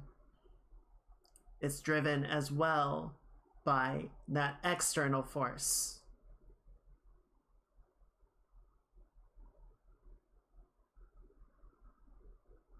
So we're just getting a nice little like extra something to it, a little more something going on. I think that's helping a lot. Okay, cool. So I like that. I like that a lot. The other thing that we need to do, so what we did end up doing was we took the Y movement off of that physics parameter, or that physics setup, because it, you know, the sort of lateral movement of the hair is going to be driven by the lateral movement of the body, the rotation of the head, the influence of the wind, and the rotation of the head. Whereas for the Y movement, we would want it to be based on the tilt of the head, the vertical movement of the body more than the horizontal, the wind still, and I don't think the tilt would actually have that much influence on the Y movement, but we can add it as a subtle factor. So we're going to make a new one. We'll call this one Hair Physics Y, and we'll call it, let's do hair long. Yes.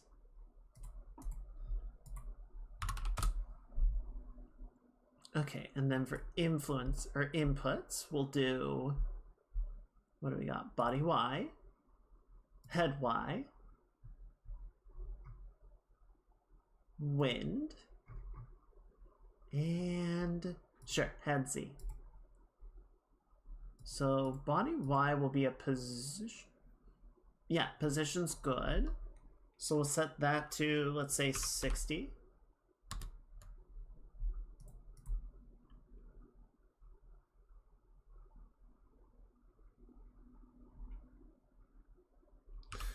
Let's split it 50-50 for now and see how it looks. And then the wind will be an angle of 45, and the head Z. Actually, no, the wind can be a general manipulator of, well, I don't think they'll be too strong. So yeah, let's leave that at 45, and then the head Z can be at 10. And then the output settings will be the hair physics Y. And if we just let this kind of play in general, so you can see how it's going. It does look like all the various inputs are playing. See, this is a little much, right? It's a little too crazy. I don't think we would go for something quite this crazy in the end result, but you can imagine, like, this is sort of where we start to get to.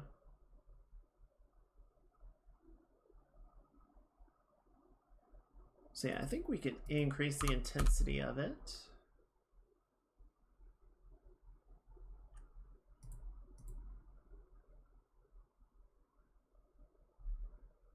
Impressive how much more the X is activating than the Y. But I think we can then go in, so we can increase the wind's influence factor to maybe 65. And the body Y, yeah, we'll leave that alone. Yeah, so that definitely increased it some. Okay. Let's go back to hair physics X. Yeah, it seems like there's a couple of potential outputs where it's like going overboard, but it didn't seem like we were getting that in the animation, so I think we're okay. Alright, so we're gonna do one more. We're gonna call this hair physics tips.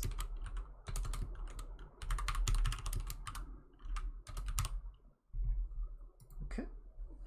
And then inputs. Oh, right. So we need a short hair input, or short hair pendulum.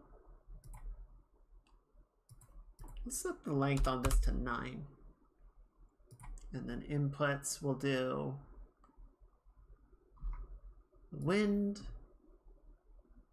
the body X, body Y, head X, and head Y. Shit, no, those are outputs. I fucked up! Yeah, so this one is just the physics. And then for inputs, wind, head, body. Okay, so body X. Okay, so wind can be angle.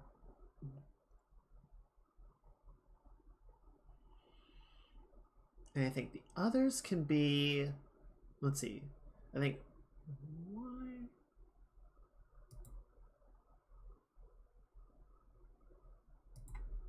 Yeah, so make the X's angles and the Y's positions.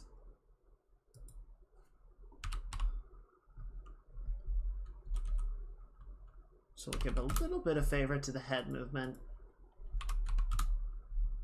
The wind can have the majority of the influence, and we'll split the minority between the body and the head.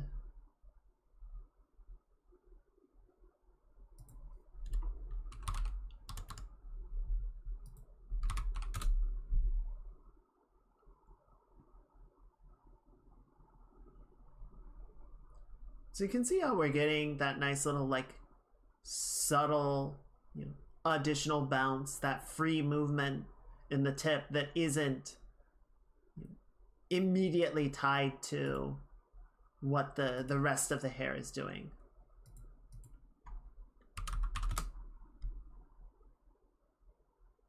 It just gives it that little extra, like, feel of bounciness, that freedom of movement that makes the hair feel more natural.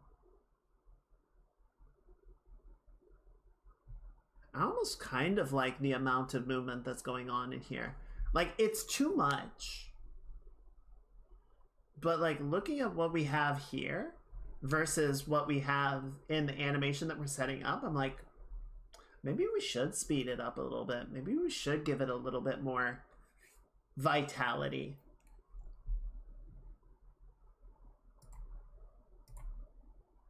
I think by comparison, we're really like this is much more like slow paced, much more easygoing. I feel like somewhere in the middle of the two.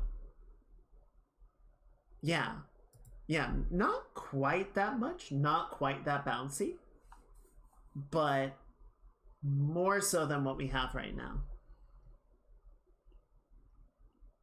50-50, 60-40, something like that.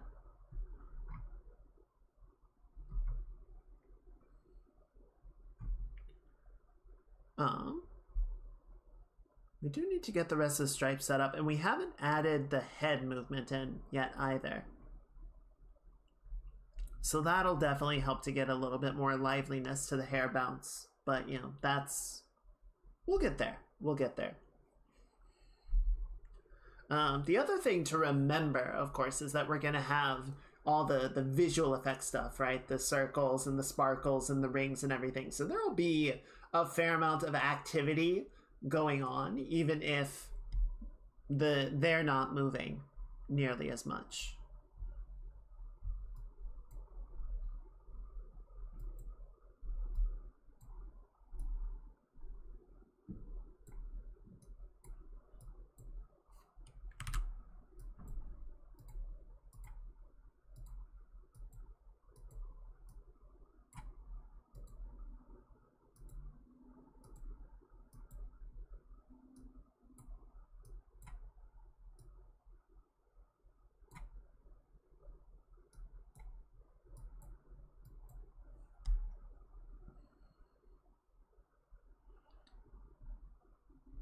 Okay, so it's just added some gem glow in there, so that'll kind of come and go.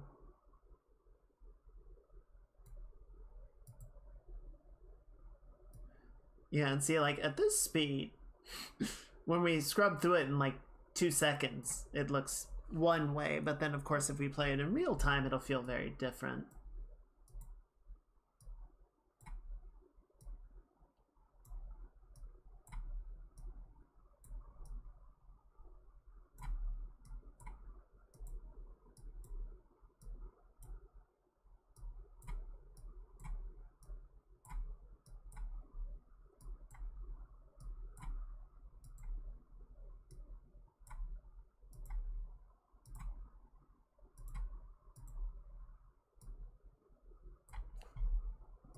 Right now I'm just kind of setting up a few values to like play with different ideas and kind of see how it feels.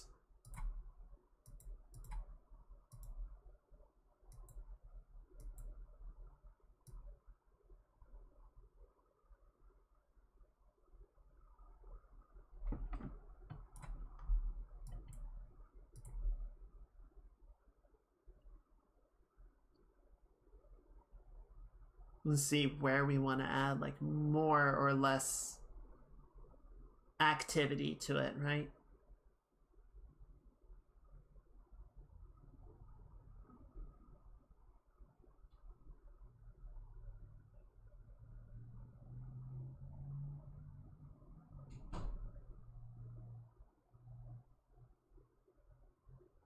Okay, yeah.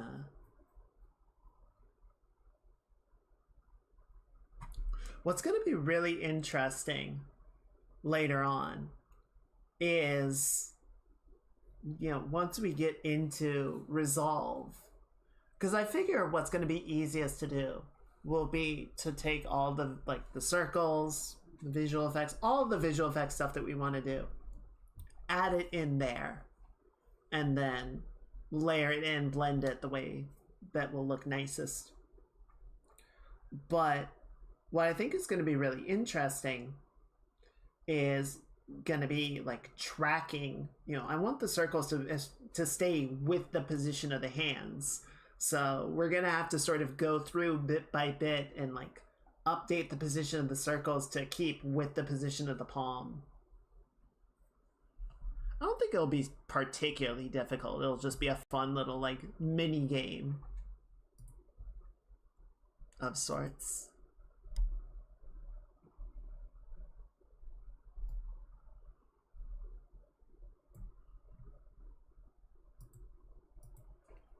So I'm not gonna like put myself on the same level as what they're doing, but when you see like animated splash art and banner art for um like gotcha characters and league characters and stuff like that, this is essentially what they're doing. They might use different software, and they're typically, a lot more experienced with it and are able to do much more dynamic and complex ranges of motion. But it's the same principle between what they're doing and what we're doing right now.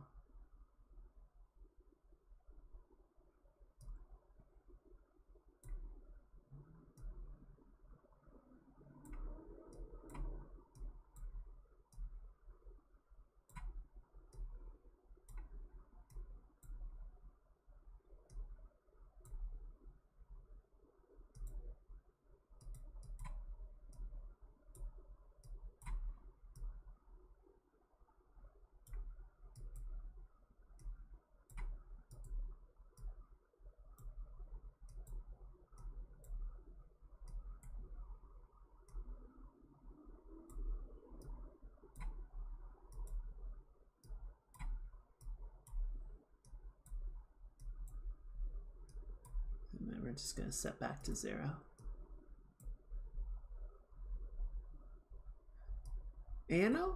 It might also, once we sort of get everything layered in,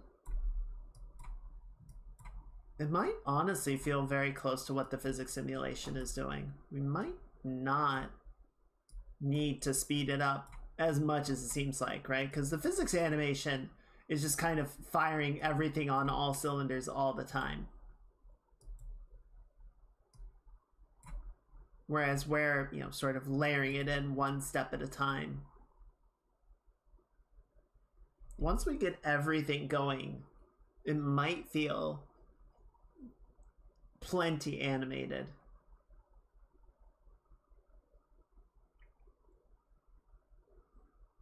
The other thing that's happening is right now I'm just kind of like plotting stuff in at random. I don't have a super clear like, yeah, this is it. This is where everything should go, and this is how everything needs to play off of each other. So, like going through here, I like that motion. That feels good. That feels pretty good. But then like going through here,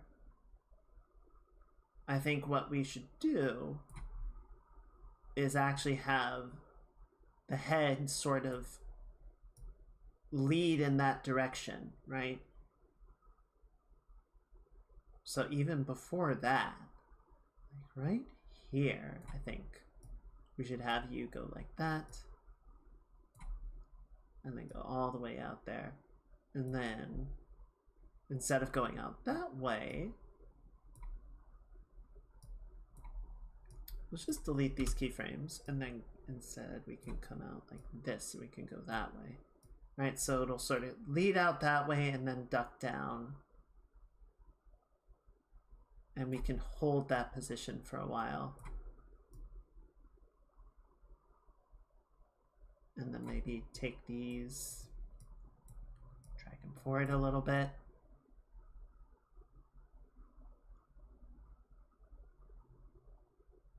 Right here. Let's screw like that. There we go. No.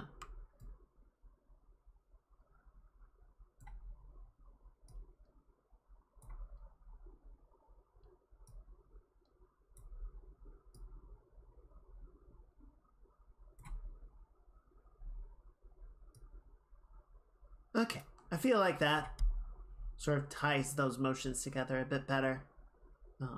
And then that part where I wanted the head to sort of lead this movement. Hey, Sonic. How's your week going? Welcome in. We're just messing with some animation. Just playing around with some ideas. Yeah, so we can sort of tilt the head that way. Maybe not quite that much, but that'll sort of help to drive that sense of like the Oh, not like that though. Okay, so that's a 0.9, and then that goes back like that. Okay, so yeah, that's... Let's just delete that one. Oh, are the PC issues are coming back? That sucks, dude. I'm sorry. I know how much of a just absolute nightmare that can be. I hope you can get it fixed, figure it out, or at least get the replacement parts without too much trouble. I'm sorry it's still having issues.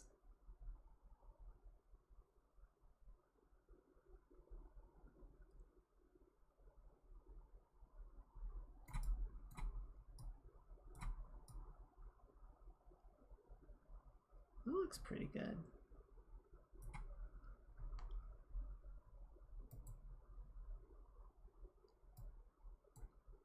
Be careful while you stream.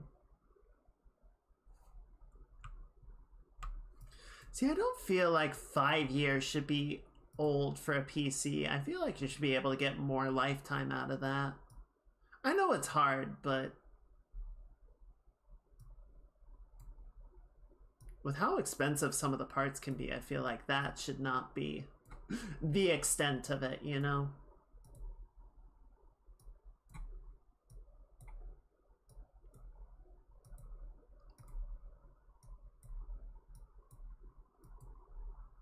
How's that look? Sort of like wave back and forth just a little bit. Maybe we can make that a little bit more extreme. -5 years old, still kicking with it. I forget, Standing. You have an upgrade to Windows 11, right? I'm trying not to, but I do worry about what's gonna happen when the support for 10 goes off. Yeah, well, new games are definitely a problem, and I know a lot of people were struggling with Monster Hunter. Hell, I was struggling with Monster Hunter. Secure boot thingy. I've not messed with secure boot. I don't know either. Okay, that looks pretty good. Why do you keep going all the way over there?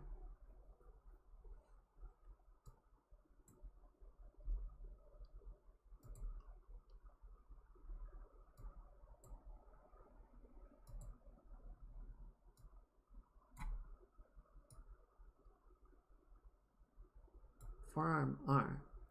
Wait, what? Oh, did I name these wrong again? Shit.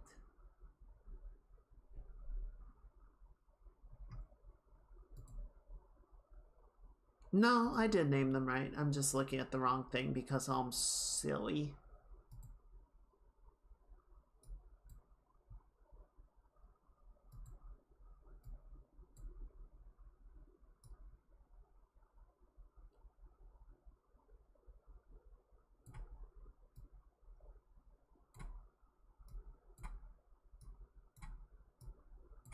No, undo that.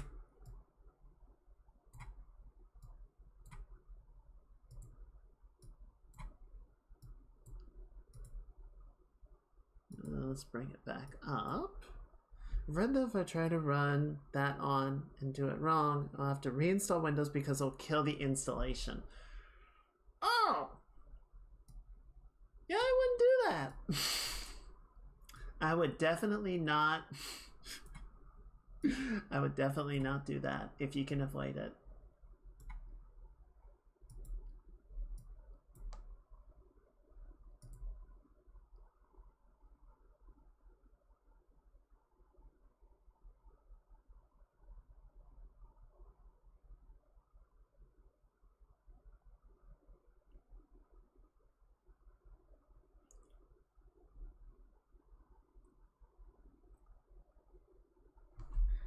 Yeah, I hate dealing with computers.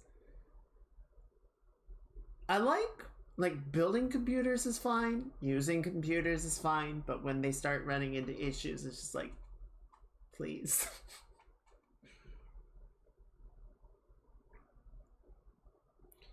um,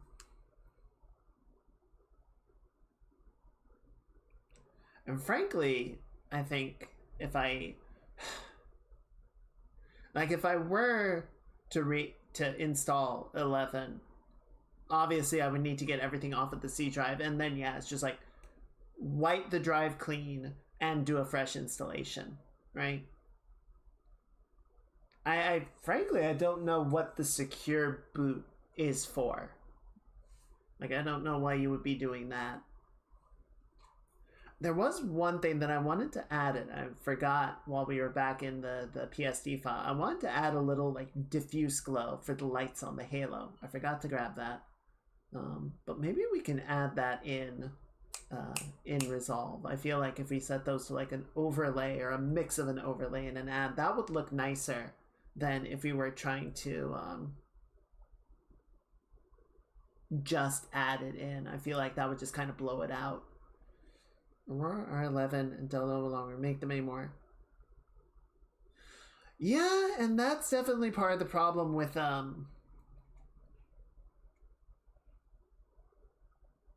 damn, really? They just made like 5 new models in 5 years? I guess that kind of makes sense, but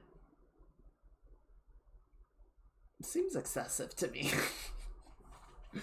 Well, I guess Nvidia's pumping out a new graphics card like every year or two, but still, I don't feel like there's enough upgrades to constitute an entirely new model every year. But whatever. I'm not a business kernel. I'm just a silly little art kernel. What do you want from me? Just kind of looking at the animation right now. I do feel like it's coming along. I feel like I was saying, even as we get more and more parts involved, the level of animation, the level of movement and liveliness, I feel like is coming together very nicely.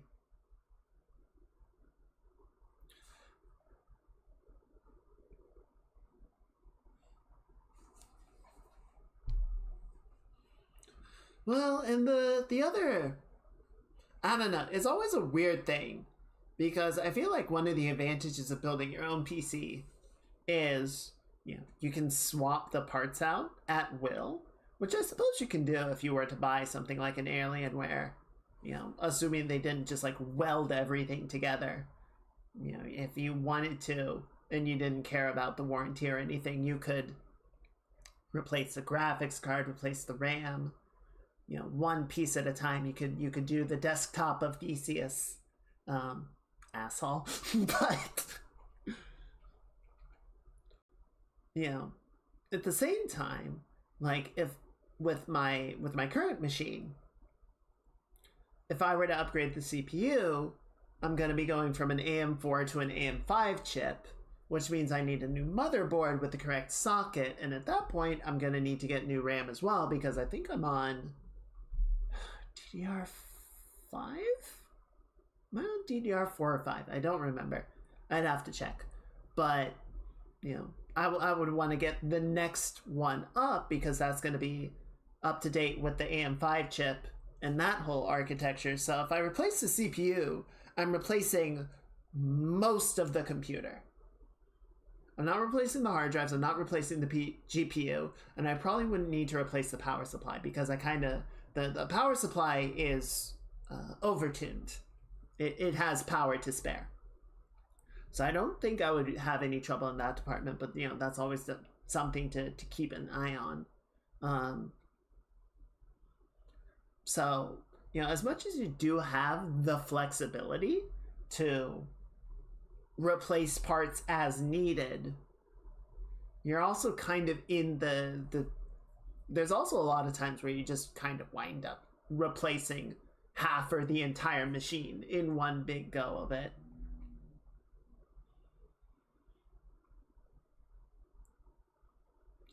And yeah, especially if you're running into problems and you're not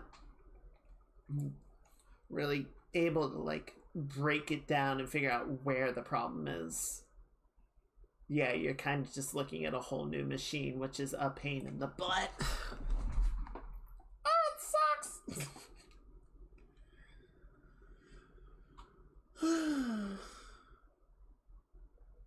I'm no rocket scientist.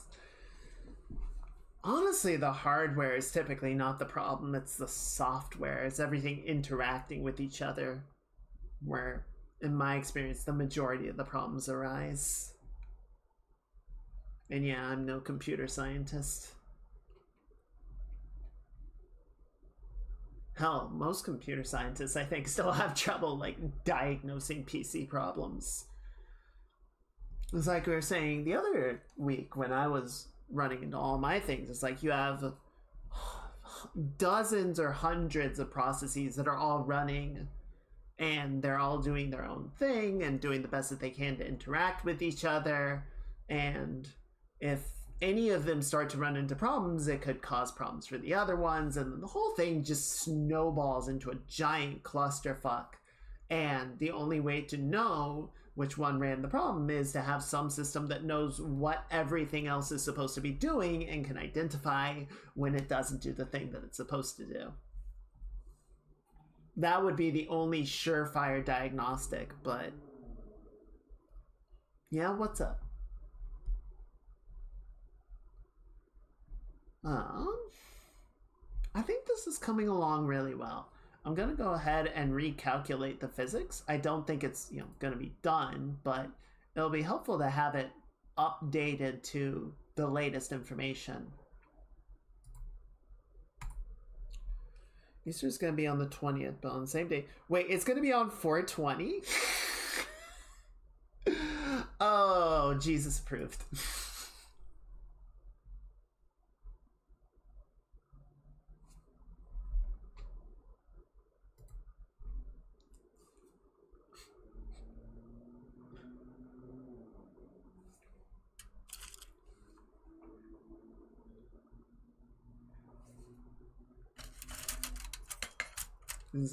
Jesus come back and be like, I am risen and also high. I have risen so high up, man, like you don't even know.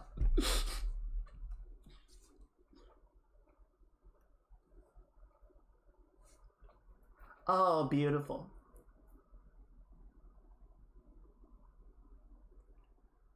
God, a Cadbury edible would go so hard.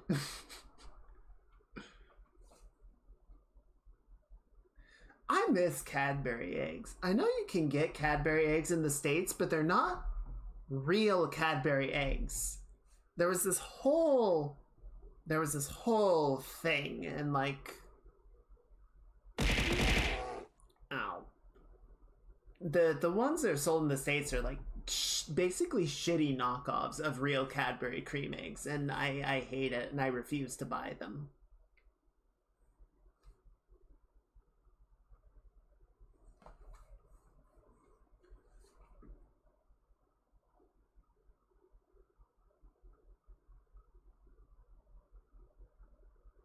I think that's looking pretty good. It is looking pretty good. I feel like there's something missing. There's something missing.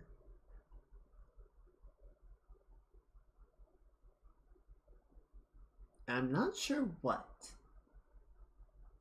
Not sure what yet. I think some of it is, for lack of a better term, it's like post-processing. There's just a little bit of like disconnect between the character and the environment. Excuse me. The character and the environment.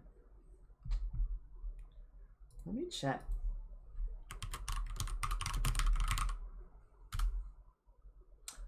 Easter Sunday is indeed on 420. Well, that's going to be glorious. What a glorious Sunday. Hallelujah indeed.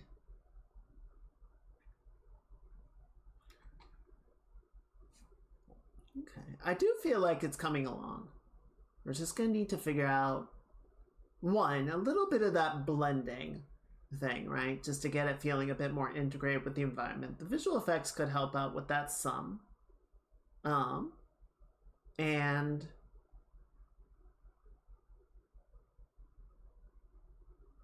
yeah, something else in there. Something else, but some of it we might not get until we get to like the final sort of layering everything together and resolve. So I'm not super worried about it at present, but it's definitely something to keep an eye on as we go forward. We are unfortunately over time, so I think this is where we're gonna wrap up, but we got a lot done tonight. I'm really happy with where this is sitting.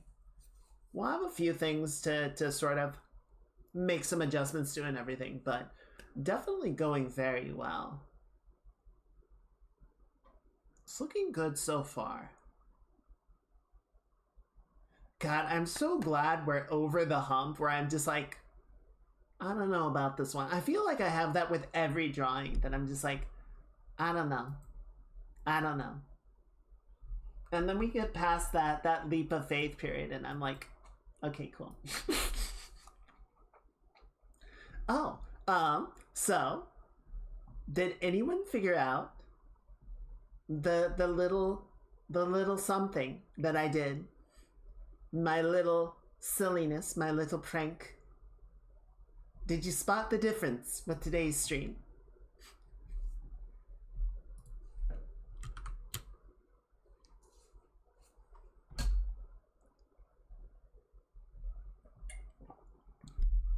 Still haven't?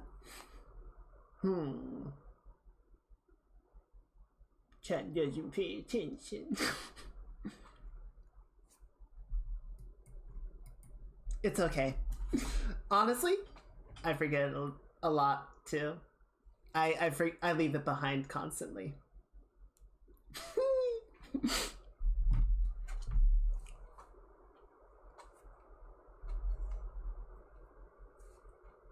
And you didn't notice. Okay.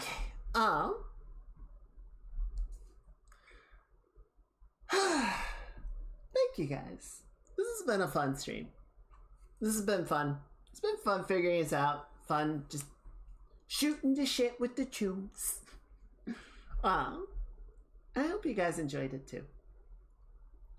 Let me see. Who's online tonight? Okay, so Revel. Yeah, Revel finished up tonight. Wait, Maya's play. Oh my. Maya's playing Hello Kitty. Alright. Have a good night, Sonic. I hope you figure out the computer's trouble. I'm sorry that's giving you so much grief. God damn it, Maya is on tonight just so she can play Hello Kitty for fucking April Fools. I hate it. I hate it so much. It's so dumb. Alright. Let's see. Who's on? Who is doing stuff? Oh my god, she's been streaming for 9 hours? That's fucked up, man. Why would you do that to yourself? Stop!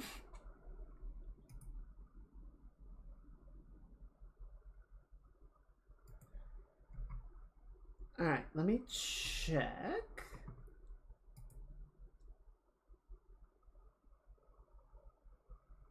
Yep, that sure is Hello Kitty. Alright. Why don't we go say hi to Jade tonight? God, I don't know how much longer she's gonna be going for, but she's working on some art herself. So I feel like that's a good way to just sort of keep the party going. So why don't we head that way?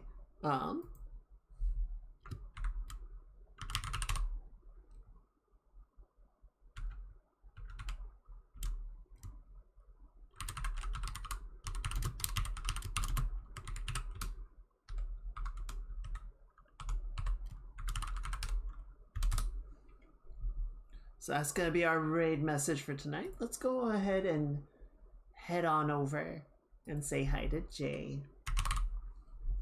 It's been a minute. All right, there we go. So yeah, thank you guys for kicking off April. I hope you guys did not get bamboozled tonight, or today rather. I hope you started the month with your boozles unbanned. But yeah, thank you for a great start to the stream week.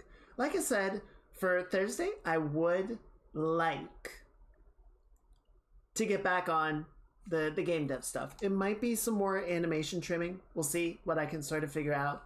I'm not 100% sure yet, but we'll see. Maybe we'll do a little bit of that, maybe work on the animatic or something. I don't know yet. We'll figure it out. But yeah, thank you guys. Thank you for being here, and I will see you all on Thursday for whatever that may be. But until then, I hope you have a very good midweek. I hope you get a chance to do something fun, have something fun, have a little time to relax. Thank you, Mookie. I'm glad you were here, and I hope you have a really good trip. I hope you have fun. I hope you enjoy it. And I will see you guys all next time. But until then, as always, remember to be kind to others and to be kind to yourselves, because you guys are doing a great job, and I'm really proud of you. I really appreciate you. So thank you guys. Thank you for being here. Thank you for being awesome. I'll see y'all later. Bye. Bye, bye, bye, bye.